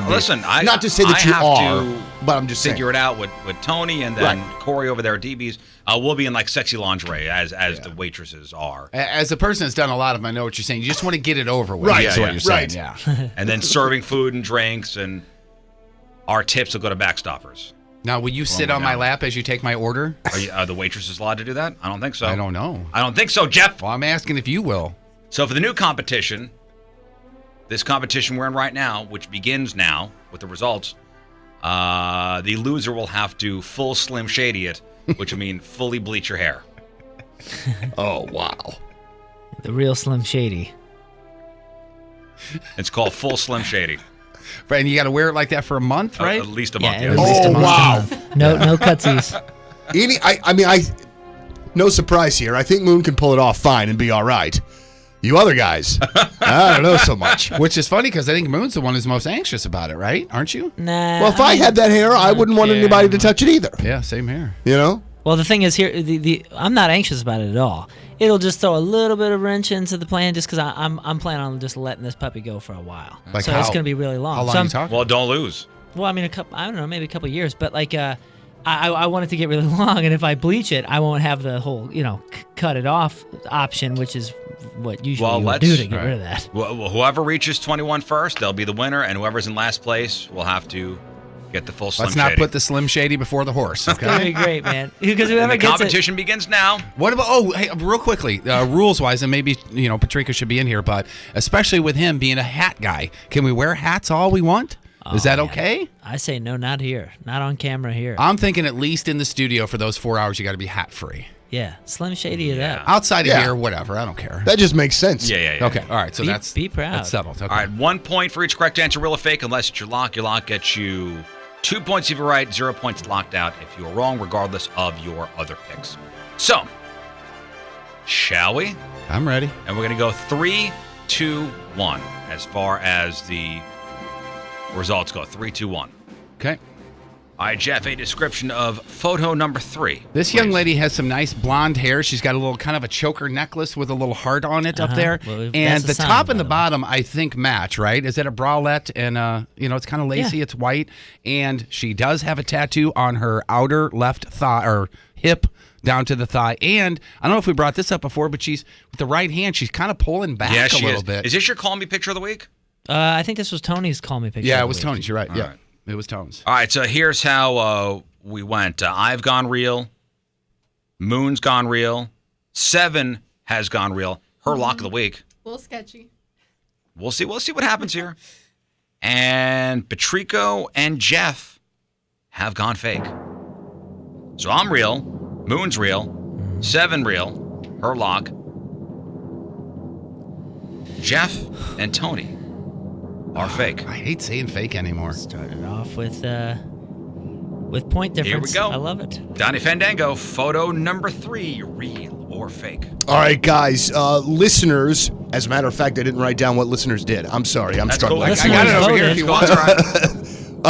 What is it? Yeah, You go got ahead. it. Yeah, the 57 fake, 43 real. All right. All right, guys. For you and your intents and purposes, photo number 3, they are real. Yeah, man. You said the printer was screwed up. Are you sure that was right? Are you sure? Woo! Thank you. Shout out to not being locked out. There you go. Yeah, good for you. You Seven's are in got the 2 lead points right already. now. Hell yeah. Queen of Cans. We'll call you Queen of Cans for the time There being. we go. Nice. Queen O Cans. All right, I get a point. Moon gets a point. 7 gets 2 points. All right. Jeff, photo number 2. A description, please. Photo number 2. This young lady, I think we decided, is completely naked, and she just has a robe on, and it's tied around at the waist, but it's real loose, giving us a little bit of a peek down here. That first reason that you gave, by the way, that's why it's my Call Me Picture of the Week. And they are, we got a ton of cleave hanging out here. A ton. We got some stomach going on as well. Other than that, as Patrico always says, straight up booby mugshot. Oh, yeah, this is the Call Me Picture of the Week for me. Yeah, good for her. All right, so we all went real, with the exception of 7. 7 has gone fake. My lock and Tony Patrico's lock for photo number 2. I think that's dangerous. Oh, I'd really like to be wrong on this one. So photo number 2 is my lock and Patrico's lock. We've all gone real except for 7, who has gone fake, but she's guaranteed points. Thank God.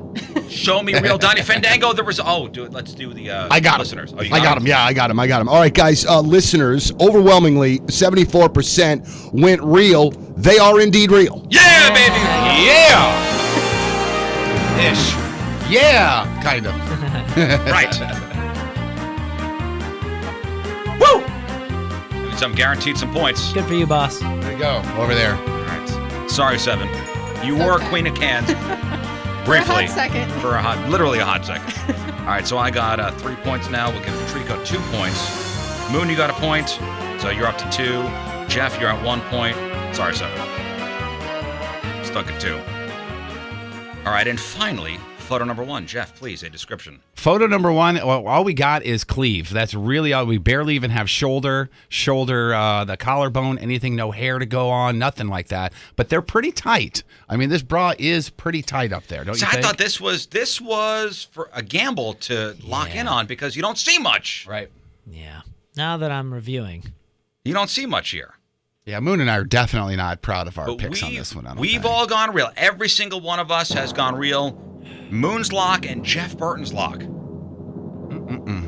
What's up, Don? Hey, bud. All right, Donnie Fandango, the results. All right, fake.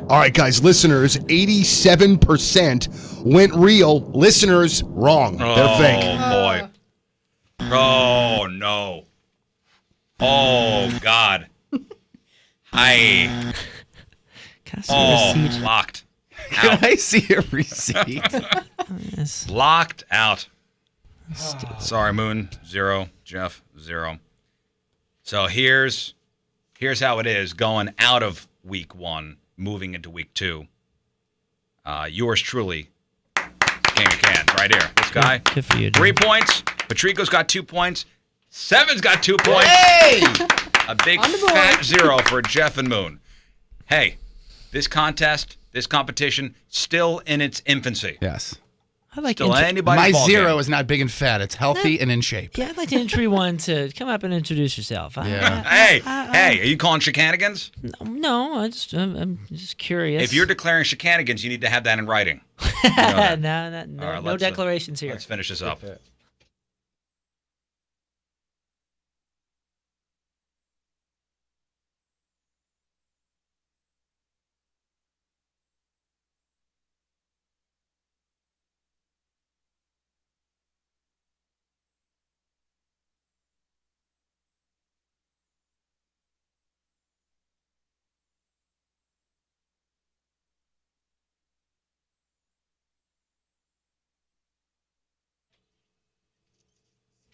All right, that's it for us. Donnie Fandango's next. 7, thank you very much for the blog and podcast.